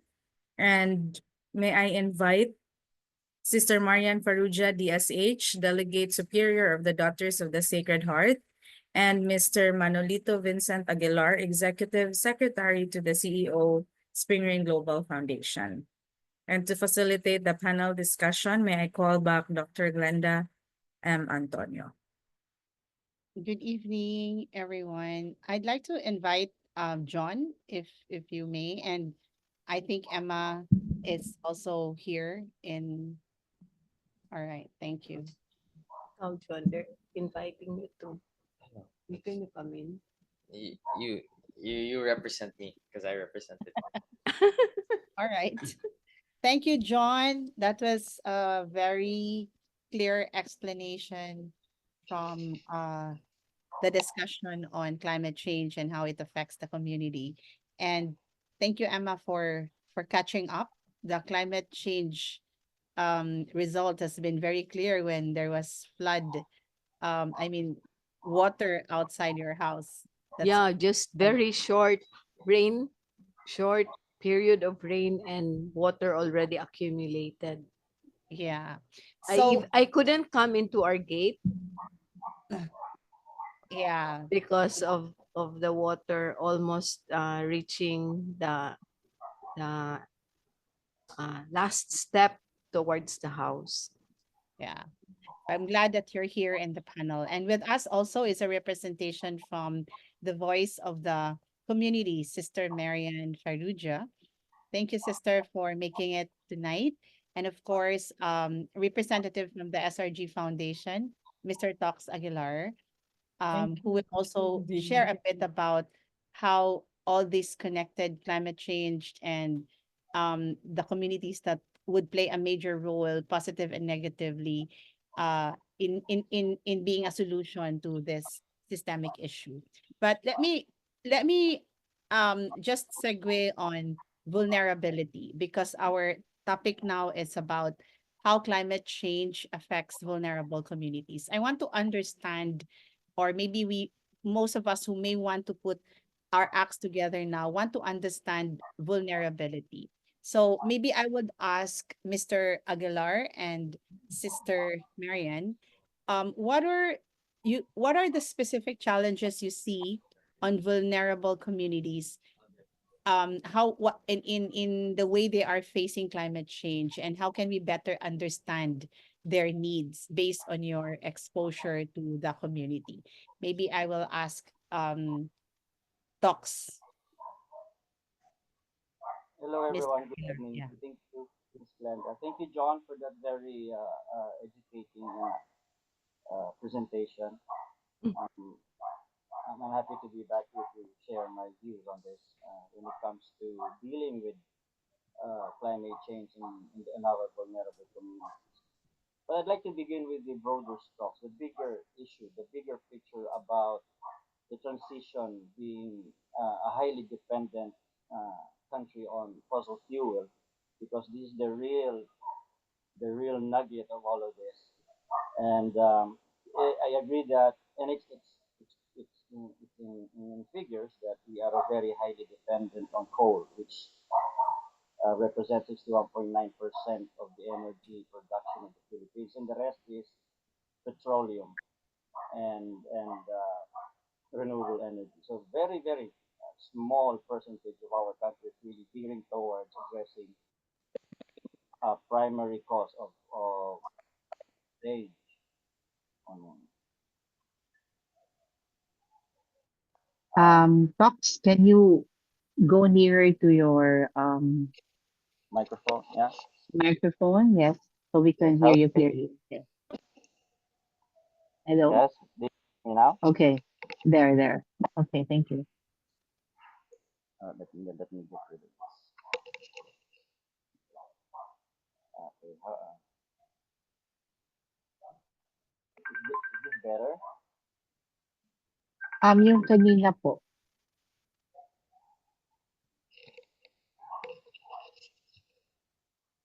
Sorry. Having technical problem here. Um. Okay. I think that's much better.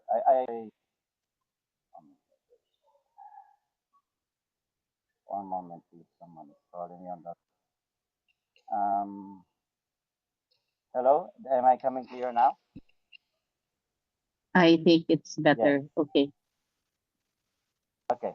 Okay. So, anyway, we are highly coal dependent. We are fossil fuel dependent. Consumption also is an issue.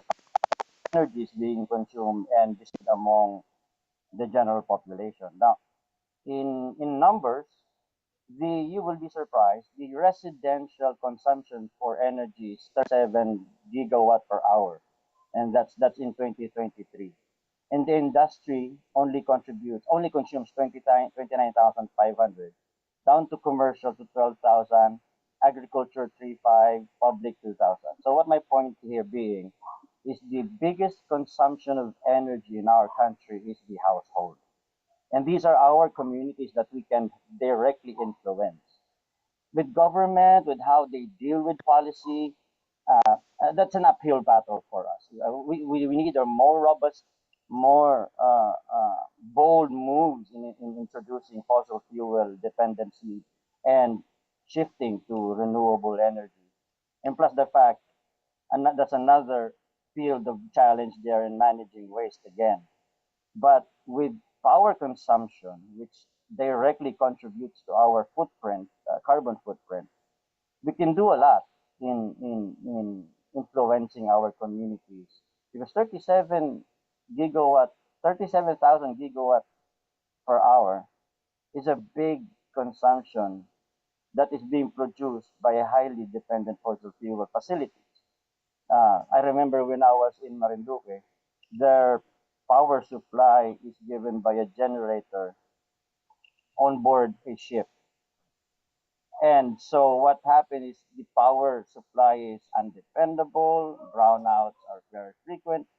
So the enterprises, especially the small ones, cannot really kick off with a better margin of profit because they cannot access good services in terms of energy, in terms of services.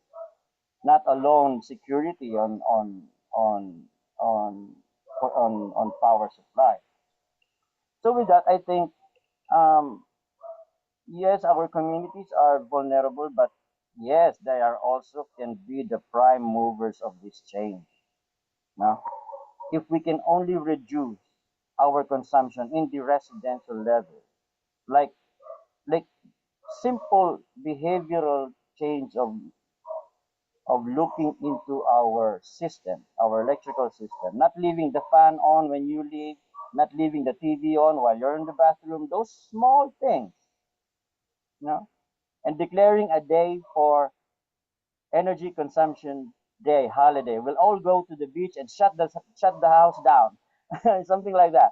Campaign like this would definitely make an impact on this consumption, and I think it also would generate consciousness on the production and consumption of energy. I leave that for now.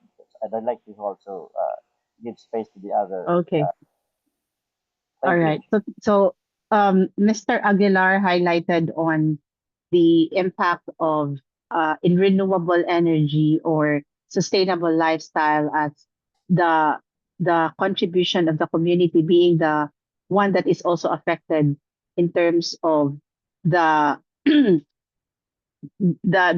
one that is affected when it comes to resources or no choice at all, especially those communities that are densely populated. And of course, life goes on with electricity, and sometimes we get ourselves unaware of this consciousness because it's a habit. It's an attitude.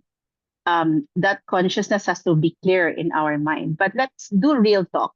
The vulnerable people that affects on the ground as the effect of climate change that I believe Sister Marian can elaborate, Sister. The real situations in the community, the vulnerable communities that are left unnoticed or maybe not noticed by majority except for missionaries like you, Sister. How food insecurity has affected the people in the places that we don't see, that you're able to see, the health risks that these families are affected, the houses that they've been displaced. Can you tell us more about the situation, Sister, that you've seen in your ministry as Daughters of the Sacred Heart? Yes, good evening to all. And as Dr. Glenda is saying, and as mostly we work with vulnerable communities and very remote areas. And you can see that they live in very remote places which are very prone to be affected more easily because there is no much security. Their houses are, if you can call them houses, but that's what we call them because many times they are just pieces of thrown away iron sheets or pieces of cardboard or pieces of luna or plastic trying to hold on together with some sticks. So you can imagine when the climate is getting worse or with typhoons, these people have no insurance, no security, no nobody to protect them except God.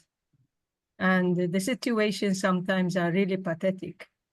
I still remember Dr. Glenda when last year she joined us in one of our home visits in one of the remote areas. And I can still see her kind of fear on her face. My goodness, are we going there? Is it safe to go there? But these people, this is their daily life. They cannot say this is not safe because that's all they have. So we are really responsible to really cultivate love for our Mother Earth, that these people will benefit, because most of the time, those who do not know, who are not aware of such situations, maybe some of the wealthy people of the Philippines are not aware that there are still people living in such conditions, because their life is quite easy. If they need food, there is the cook who will cook. If they need clean clothes, there is the maid who will wash the clothes. If there is no electricity, there is the worker who will turn on the generator or turn on the converter, and they will have solar. So, but for the communities, for the poor communities, they only rely on God's providence. And of course, as Pope Francis is encouraging us on this year of hope, we should be that beacon of hope, especially this year, more than any other time. This is the time that we need to hold on together and really bring hope to these people. Because many times we encourage them to do, but first of all, many times we also find ourselves cornered because we do not have enough funds to sustain them, even for their basic needs, or to train them to do something. Like, for example, there are times when we invite the agriculture people from the Ministry of Agriculture, for example, and they will come and give them some training on how to do some gardening, at least for their family, to have vegetables. But then the condition of the weather is not so promising. So sometimes they will plant in some styro boxes or in some sacks. But if the weather is not too good, like if there is typhoon, everything will be carried away. And even if they have, for example, there are some families, some communities where they can plant something because maybe there is an empty space near their house, near the place where they stay. So even if they plant and try to help themselves, unfortunately, they work very hard. But when they come to sell their product, they will hardly get anything. Whereas when you go and see the same thing in the market, it is sold 5 times more from what they got. And they got the hardest part for that vegetable to reach the market. So they are not encouraged to help the community to plant more, even if they have a piece of land. They will only plant enough for their family. So what are we telling these people? You take care of yourselves and mind your business. We are rich enough and we can manage because we can import from other countries. We have the money. We can go to the supermarket and find what we need. We don't need you. But these people need us. They are crying. Their voice is calling out to us. But unfortunately, we are so much taken up with me, I, and myself that I cannot hear them. We cannot hear their cry. So I think it's really, especially this year, I really encourage all of us to do our part, that these people will really regain their hope, that they are also part of the society. When are these people noticed? When election is coming only. Otherwise, they do not exist. But when election is coming, everybody goes to visit them and give them some baon. And they are happy because it's a blessing for them. but I don't think that is human dignity. Agree. Very well said, sister. So Thank you. you've spoken clearly the realities that are happening on the ground, and the gap is very clear, and the supply chain seems to be there seems to be a mismatch of efforts versus, even if they plant so many, what at the end of the day, it's not how many crops we harvested, but it's how much are we taking in to for the family. And if only to find out that it's not even enough, and they work so hard and not even getting there, that is Yes, yes. something that should be noticed and seen. Now, let's talk about community engagement. And I think Emma Ramas, one of our lead PDO, who really would mean action on this space now, is wanting to develop certain community driven um, initiatives to begin with. And I think, Emma, Sister Marian can do a prototype in Bataan because they have a community that they have been serving over. And I was even telling Sister that if we have to map this community and do an industry of some sort to make this community more viable, something can be done there. And of course, talks was saying that majority of the residents are also the prime mover of solutions, whether it's renewable energy or manpower or capacitation altogether. So I'd like to ask Bionutrient, now that we are on the last 4 Saturdays of this campaign, one of the things that we want to end this campaign is concrete action plans we want to monitor for the year. Seriously, for PDOs who are handling communities and have been drained with a lot of resources solving the same problem in the community, what do you think should be the essential steps we will do, Emma, on this specifically, with Sister representing the voice of the PDOs who are in the community, and with Mr. Aguilar here looking at funding opportunities in the SRG Foundation, and us in the consultancy trying to capacitate what is needed to make the complete ecosystem solutions for this problem. Yes, Glenn. The the very first thing that we all should look at is um, making people understand, even our vulnerable communities understand the whole situation. And once they are able to appreciate climate change, for example, this will somehow hit their hearts. And and when this happens, they will be open to the solutions that we propose. So for example, the vulnerable communities can contribute a lot once empowered, once trained to become resource collectors, because we always say that what we call as basura, what we call as waste, are really resources, only we don't get to see it that way. We need to work on that paradigm shift, that what we throw away are not really waste or basura, but there could be some things there that can still be of value. So if these vulnerable communities can contribute to that part of the solution, they become resource collectors.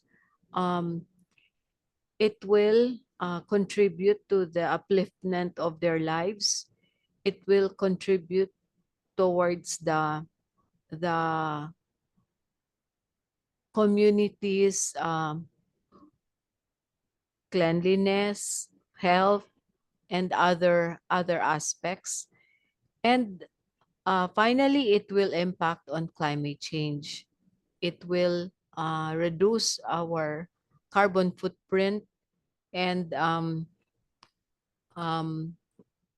most especially because they are the most vulnerable, then they should also benefit from any improvement in the um, or the delay of the climate worsening. They should also be able to benefit from all this. So we need to work on that paradigm shift, make people realize that there are resources that we don't see, and if we turn it around, everyone can benefit from it. So sister, like for example, no, there is a community in Davao. The barangay is so concerned so that their biodegradable waste they don't collect anymore, and they let the households plant at least 5 types of fruits and vegetables. So they use their waste to do the gardening, to fertilize their food gardens. So there are so many effects of that simple action or simple decision of the barangay, because they have reduced the number of times their truck leave the barangay to collect waste from 6 days a week in the past to 3 to 4 days a week na lang. They've reduced the cost significantly, and they see gardens all over the barangay because the people are now planting. So there are multiple positive impact on one single uh, action that they've decided to take. So What I about think if all they have this no will place? help. What about if Will they have no place where they can plant anything because the houses are so congested? So Yeah, I think sister, they work on vacant lots in the community where they come together to plant as a community. So it's because the barangay captain is a very good leader. He he takes care of convincing the lot owners, the vacant lot owners, to allow the community to plant, um, and assuring the lot owner that it will not become like squatters living in their property, but they just do gardening in their vacant lots. So with the participation of the barangay, I think it's so important that the people are assured that things are done properly. Yeah. Maybe Mr. Aguilar, would you like to add on that? And sister, thank you. Yes, Thank you, Emma. I do. I agree definitely with Ma'am Ramas and Sister Marian that the realities on the ground is really visceral of poverty. Now, the key is to raise awareness among our communities, develop opportunities for them to raise up their skills and face challenges within their communities because they are the rights holder. So we can also engage the duty bearer, which is the establishment, which are government, which are institutions. So we can do a two-prong knife approach that the communities are being empowered. At the same time, we're doing policy lobbying or infrastructure development up above, so that when they meet all together in a program, they would complement each other and not the other way around, being the recipient or the beneficiary of the other, but rather they are co-movers of development altogether in one, as one, facing the realities of problems, the gamut problems of climate change that directly affects our poor communities. Thank you.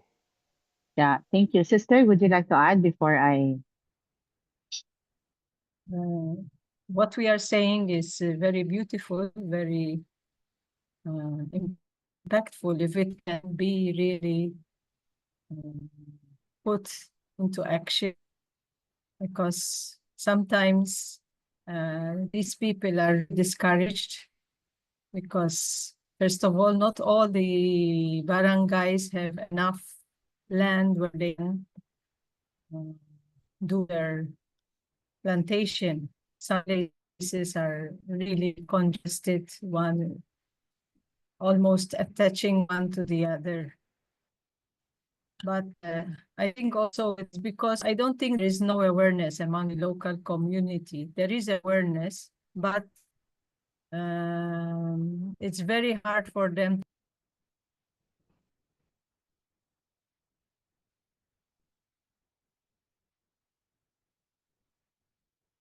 Sister got kicked out.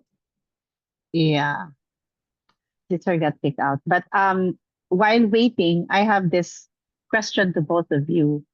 There is a pressing need of the now, which is hunger. Hello? Hi, Okay. sister. Okay, go ahead, Yeah, sister. I'm Sorry. back. My Wi-Fi, our internet is not so good. It's on and off. So they really need to be motivated and supported by the local people, like the Capitan or the officials of the local community, because when we also try to empower them and make them aware. So I don't think there is no awareness, but to make it really practical, that's another story. Sometimes I liked the expression that John used. There is a lot of barking, but no biting. And I think it happens many times. Even these officials, when there is an occasion, you hear very nice speeches, but the reality is different. And I think we all of us have to admit that.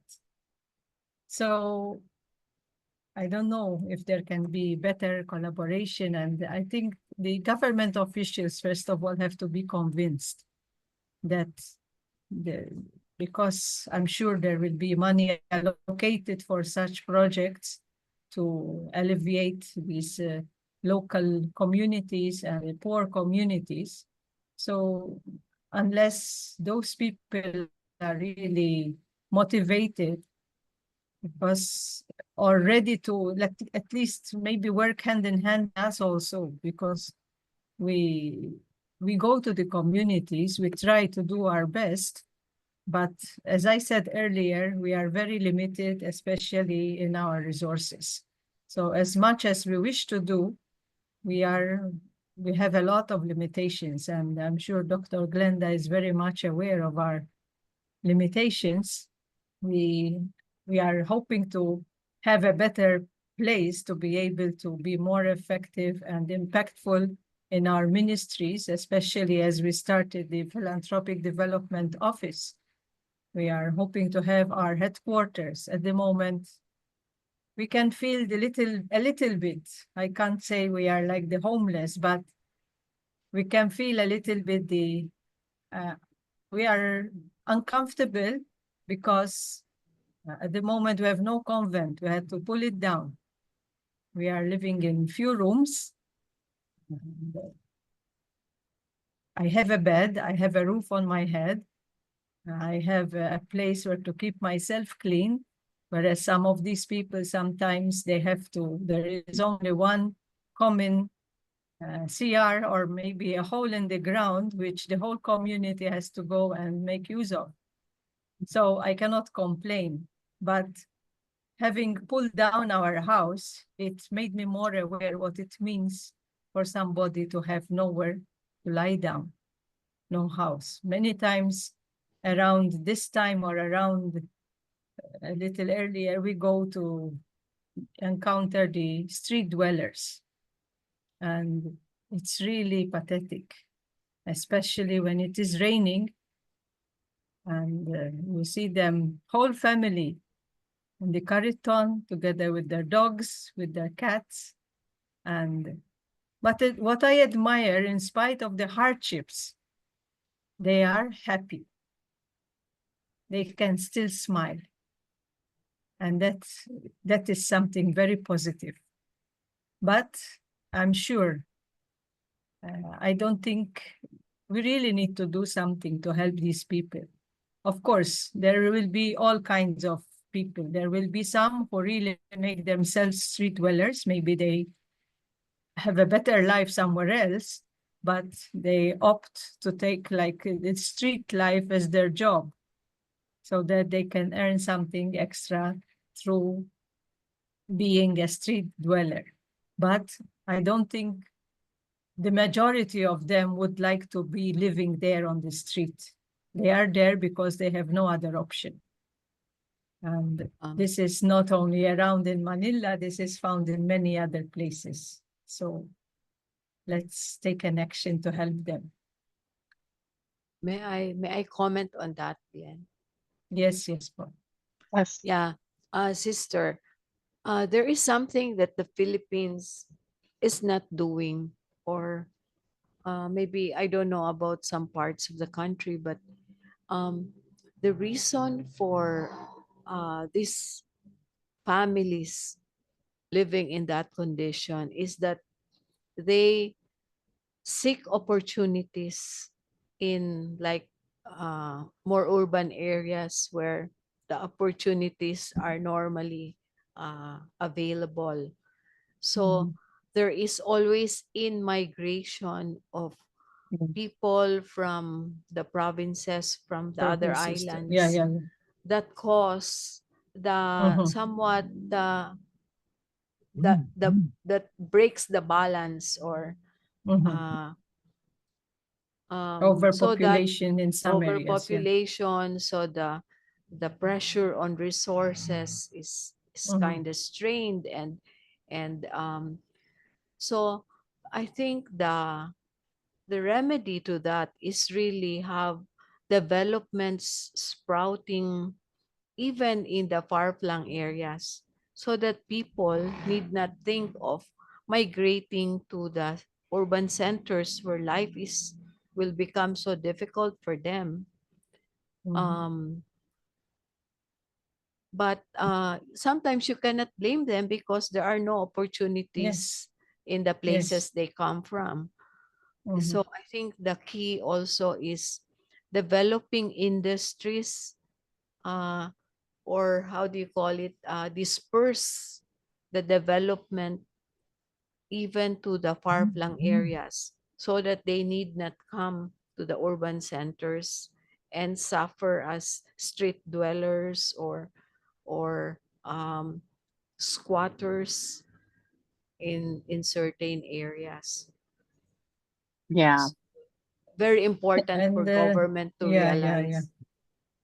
And Yeah. And sometimes also these people, when they come to, let's say, from the province to urban area, sometimes they neither get a job, and also they will lose contact with their families. Sometimes some of them, they really have no contact. They don't know, their family is not aware where they are. They don't know whether they are still alive or something happened to them.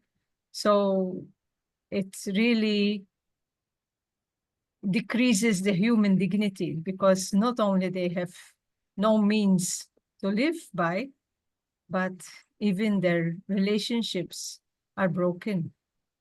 Family ties are no more. yeah.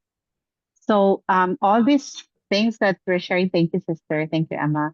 All these things that we are sharing are part of the realities where many of our PDOs are grounded. And I think the challenge for all of us is to enable our respective roles to play. Those in the provinces have to take care of stopping the cycle. So do something. And those that are already in the densely populated area has to do something as well.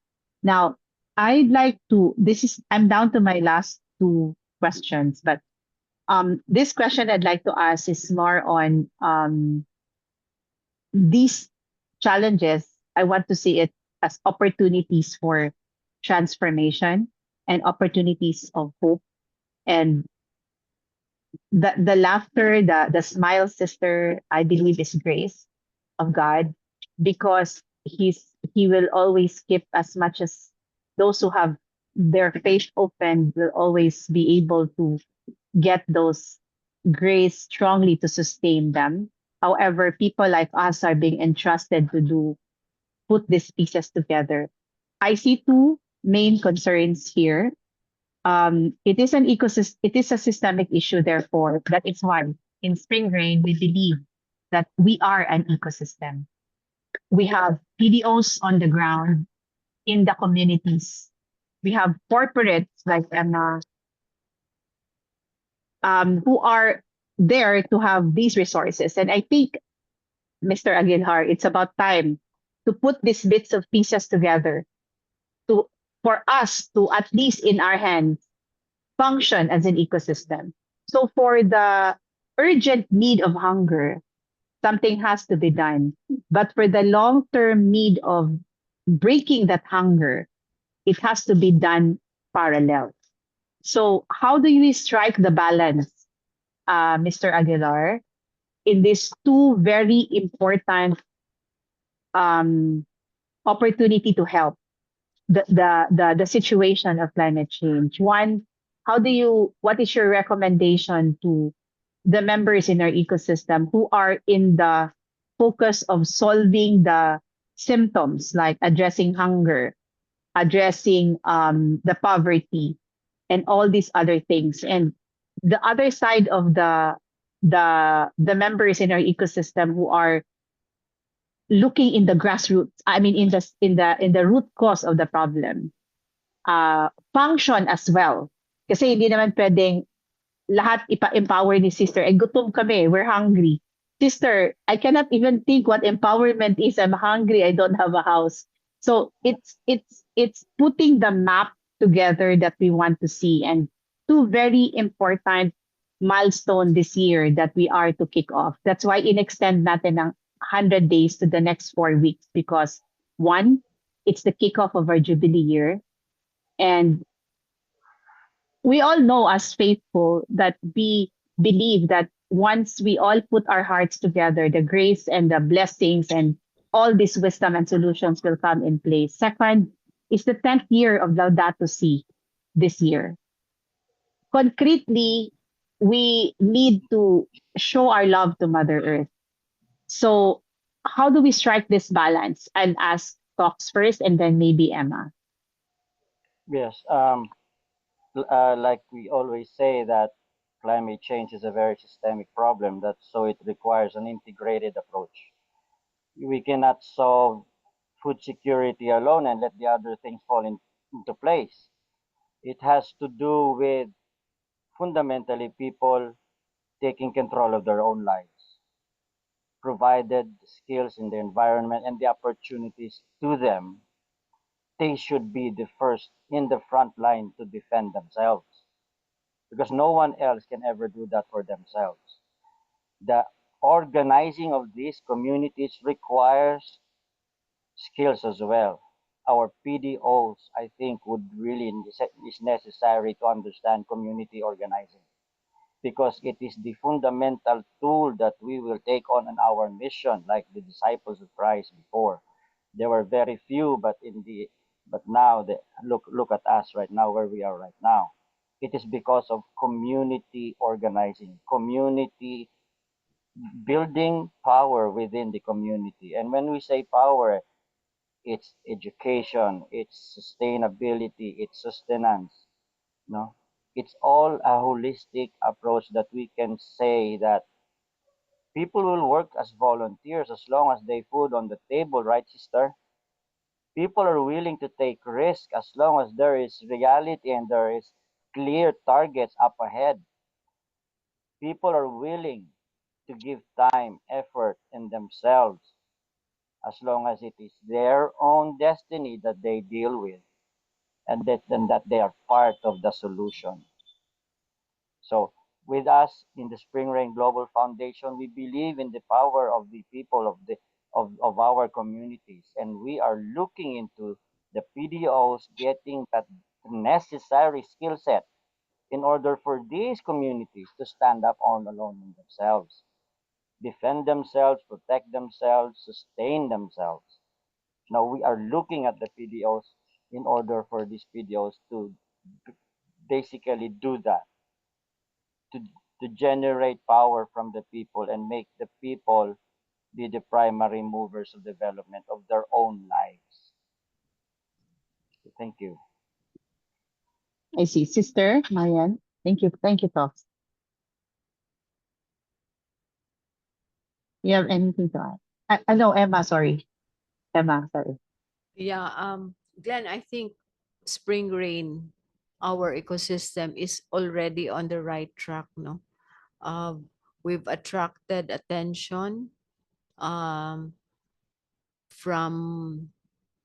even international groups, no, looking at what we're doing. They see the PDOs that are really in touch with the ground, no. Yes. They also see those that are proposing solutions. um so I think there needs to be more time and more work done so that we can advance. But I see it that we're progressing. I'd like to say it this way: we are really progressing. The combination of the members of the ecosystem, we have a very good combination already.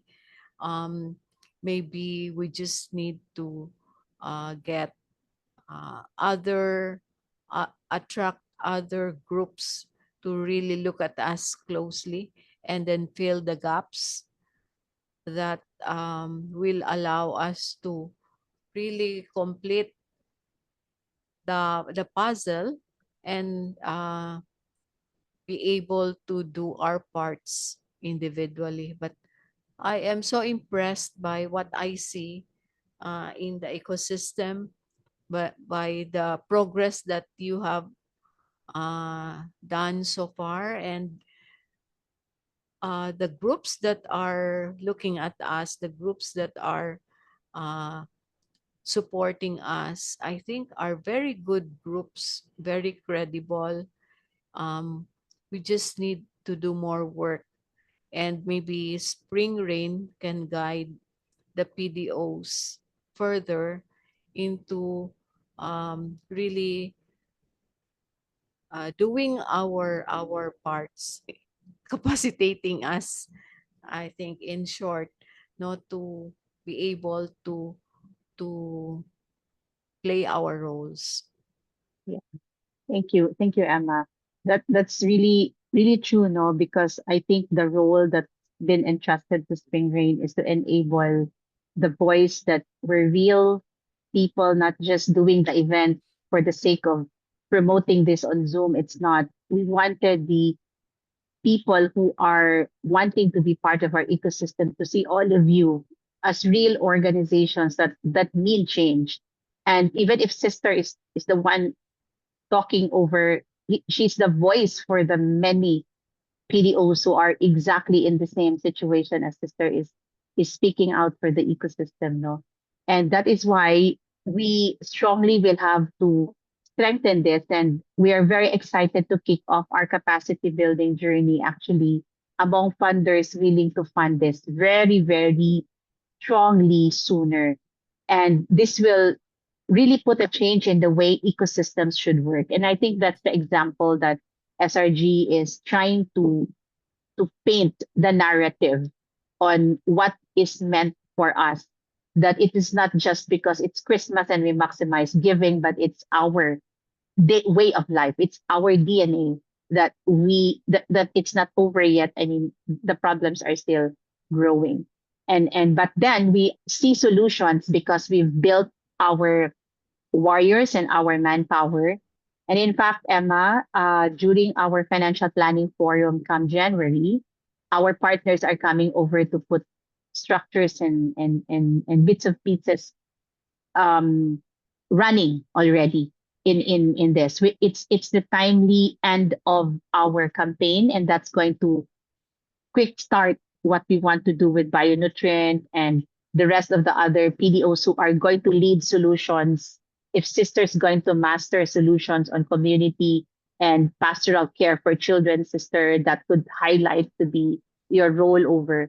So with the interest of time, this is the best opportunity to give your message of hope as you kick off the year to the many, many organizations who had been visiting our Facebook and viewing the videos that we are having in this Empower Change, as we're the only ones probably still not ending what we had started. No, hindi tayo naging dependent on season-based kind of advocacy. But what is your message first to the vulnerable communities that are there and still needing inspiration and courage, and of course their role to play as also the warriors instead of just the victims. And second is your message to the collaborators out there who could play a solution to fill in the gap. All right, so let me start from Mr. Aguilar. Yes, a very And happy let new year. this be your key takeaway as well. Thank you. Yes, as we step into this new year, may your resilience be your guiding star and your hope to be the wind beneath your wings. Your strength in the face of adversity continues to inspire and uplift all of us. Um, I'd like to thank our partner, active partner PDOs who are on the ground, who understand what poverty is, who feel, smell, taste what poverty is. We're so lucky. We're so blessed to be in this position to understand the people who are poor. May this year give us prosperity, the support that we need in order for us to be the vanguard for the poor. And I'd like also to encourage everyone out there that the problem in our society is big, it's systemic, it's complicated. We need to rally around a common goal of uplifting the lives from the ground, from our communities up, in order for the others, for the establishment, for the government to take part as well in this endeavor.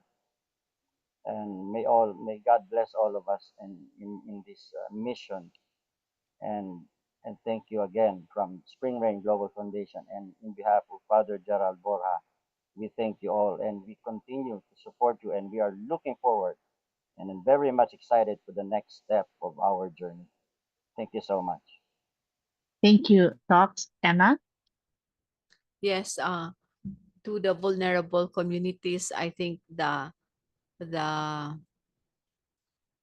how do you call this, the theme for the year, which is hope, no, I think is what they should anchor on, or uh, really keep in their hearts, because there surely is hope once they're able to understand the situation, the real picture of our planet, for example, uh, and they will see the opportunities that come with solving the problems. So while there are problems, there are also opportunities that they can consider and benefit from. So um, let us keep that hope for everyone. And to those who are looking to help us, now is really the time that they come into the picture, because the solutions are there. With the groups wanting to work are already in place. So we just need to fuel up and power the groups so that we can all start running. Amen. Amen. And let's hear from the voice of the Lord speaking before us. Sister. Okay, so as I thank for the enriching sharing that we had, and as I look at also at this year ahead of us, year of hope, I look at it as a very challenging year.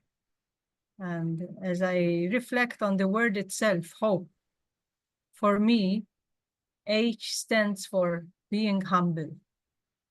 If we are not humble, if there is no humility, we cannot work together.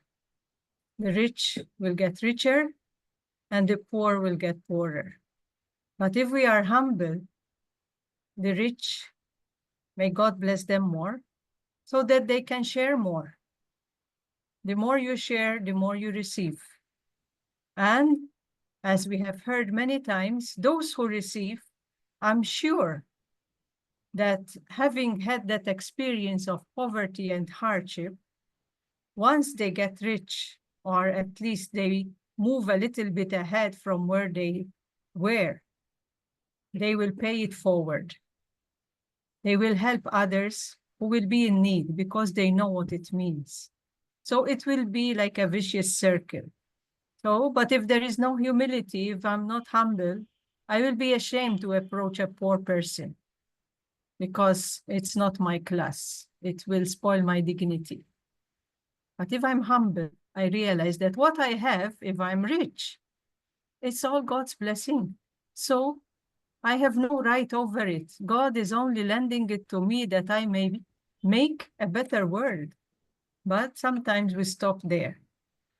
The O in hope is we need to openness.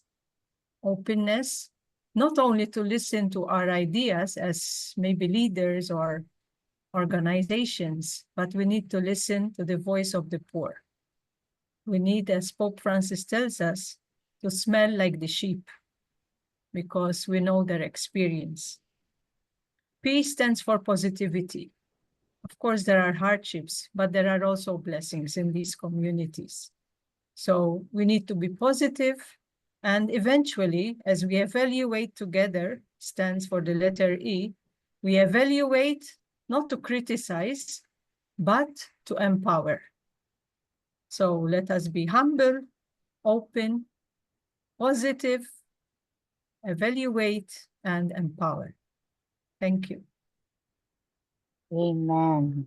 And wrapping up the sharing of our very distinguished panelist and speaker, capacitate to begin community organizing, map our data and profile on what each one and each member in our ecosystem can offer on the table, attract funding opportunities to access capital aligned to impact, believe in the power of what an ecosystem can do, and most of all, trust the whole process of God's intervention.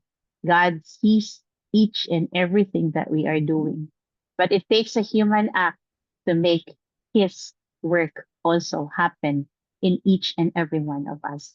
I encourage every members in our ecosystem and more would-be members that are interested in calling us to join in our ecosystem and how they can help to connect sooner in any member of our ecosystem. Will be very glad to work and collaborate with each and every one of you. And we hope that all our small and big acts together will form a bigger narrative of our message of hope for everyone. And I'd like to also thank Emma for passionately taking the lead on this. We've been discussing a lot about all of these things, and I am serious of, as we are always been serious in the past, to concretely do something. And Emma, maybe we can look at Bataan for Sister Marian. There is a big community there, and they have a big space in their area there, sister, that could we can map something over and get a concrete action done in the area, and that can duplicate to the different PDOs as well. Small scale industry, mapping the different areas of gaps that we can address, and maybe we can take it from there. And to all the people and the communities, um, we are here, and we'll always be here for as long as you are entrusted to us. We will continue to be there for you through the presence of our different organizations that are in our ecosystem. And to the partners and funders, we know that you've been trying to read through since day one of this campaign. We are excited to collaborate and put concrete steps with all of you in making things happen. Empower change. Let us transform this impact together as one ecosystem of good. Thank you and happy New Year, everyone. Happy New Thank Year. you. Thank you. Happy New Year. Everyone, happy Thank New you, Year. Dr. Glenda, and to all our panelists. The call for care for the environment remains strong. We continue to encourage everyone to participate in this life-giving campaign for the benefit of our brothers and sisters who are in need and for the future of the younger generation. Spring Rain Global believes in the power of an ecosystem, the power of how the exponential impact of an ecosystem can amplify the voice of what we all are capable of doing one day at a time. As we continue this campaign, we extend our sincere gratitude to the grassroots organizations that have come together for this campaign, as their contributions are essential for the success of the missions and programs related to our featured advocacies. We hope that this platform will encourage even more organizations and individuals to join us in our efforts, paving the way for a healed and better world for all. Here are the ways to support the campaign. Begin with small acts. Empower change through 100 days of giving. This initiative encourages individuals and organizations to engage in simple yet impactful actions that contribute to a greater cause. By committing to a daily act of generosity over the course of 100 days, participants can make a significant difference in supporting grassroots organizations dedicated to fostering a healed environment. Purchase Lazada vouchers. These donation vouchers will be available at the Spring Rain Global Lazada store. Donations raised will be posted via Spring Rain Global's Facebook page. And lastly, take action by signing up for Empower Change through 100 Days of Giving. If you are an organization who is raising funds, you may register at the link shown on your screens.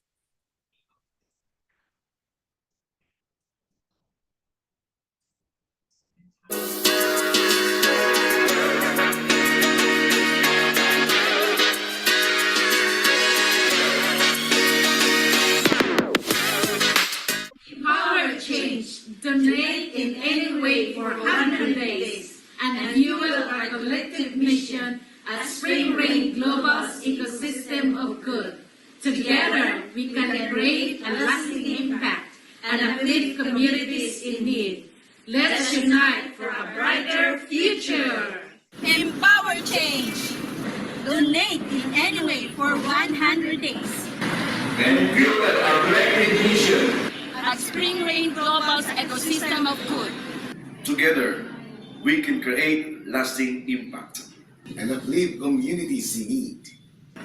Let's unite for a brighter future. Empower change. Donate in any way for 100 days and fuel our collective mission at Spring Rain Global's ecosystem of good. Together, we can create lasting impact and uplift communities in need. Let us unite for a brighter future. Empower change. Donate in any way for 100 days and fuel our collective mission at Spring Rain Global's ecosystem of good. Together, we can create lasting impact and uplift communities in need. Let's unite for a brighter future. Empower, change.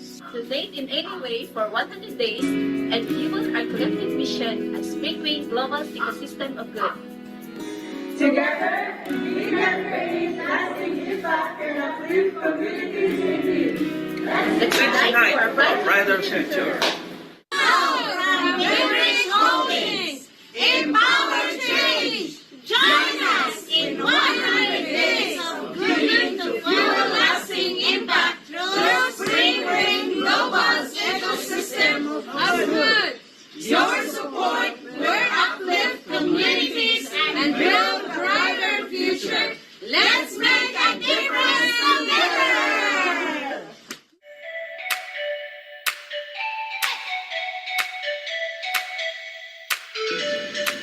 Empower change, donate in any way 100 days, and fuel our collective mission at Spring Rain Global's ecosystem of good.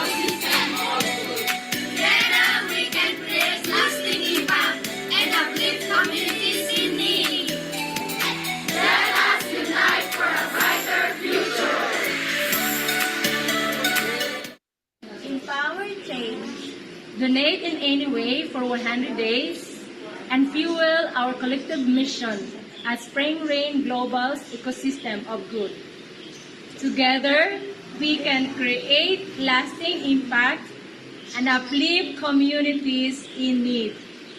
Let's unite for a brighter future.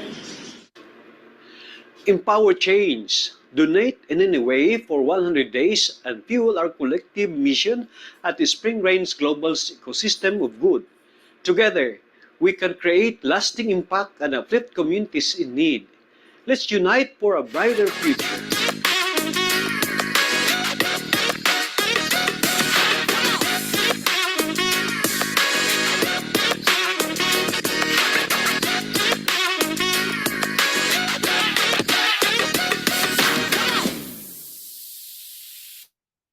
Donations can be sent through the donation portals shown on your screens or through the bank accounts of the following organizations: Bionutrient PDO, Daughters of the Sacred Heart, and Spring Rain Global Foundation.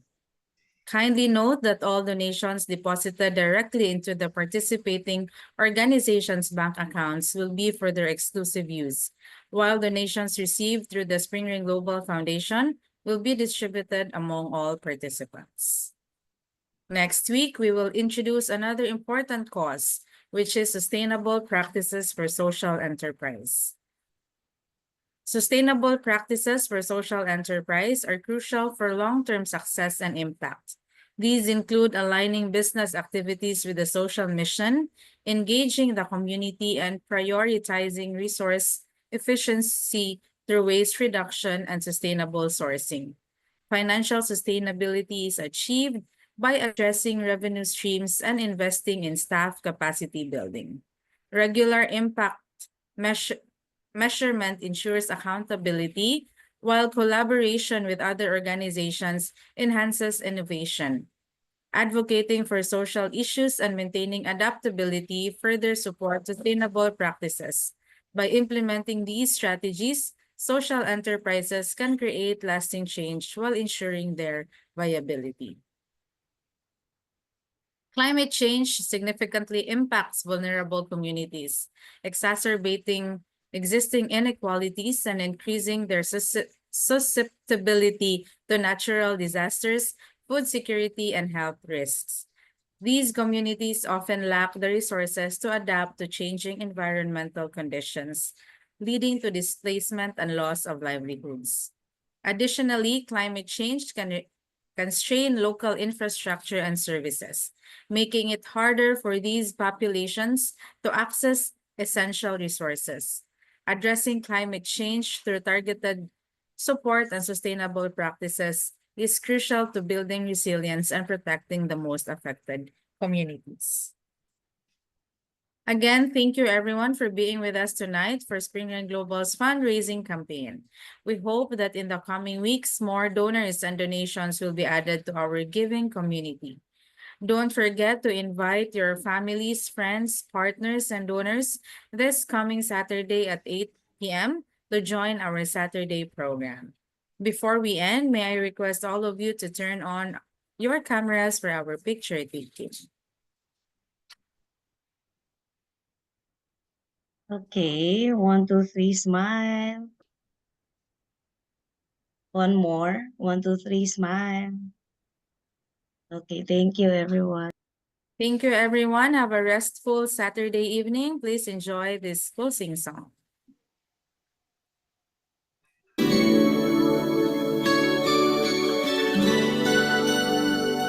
I'm so blessed, my Lord, I can see you in all the lovely things so fine and true.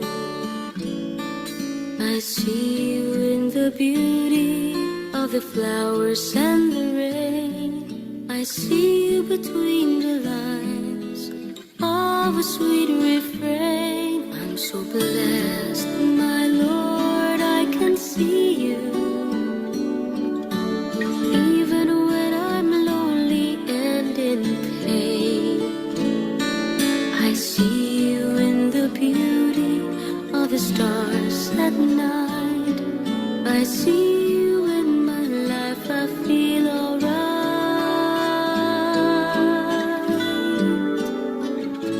I see you, Lord, in sorrow and in happiness. I see you in the glory of sweet success. I see you, Lord, every hour, every day. I can see you, Lord, whenever I pray.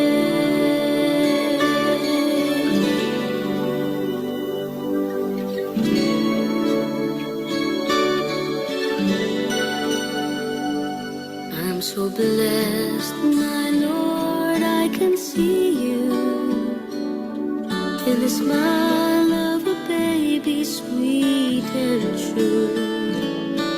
I can see you in the eyes of my very best friends. I see you in these bonds, just like your love that never ends. I see you, Lord, in sorrow and in happiness. I see you in the glory of sweet success.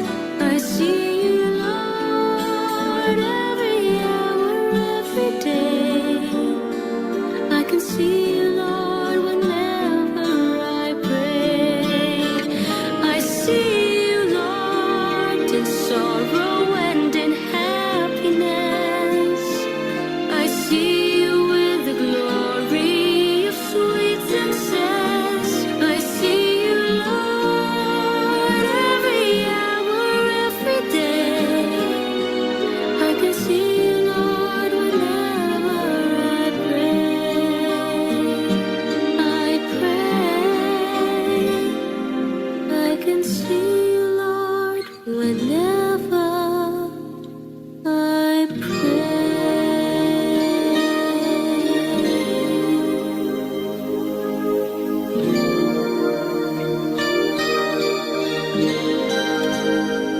I see you, Lord.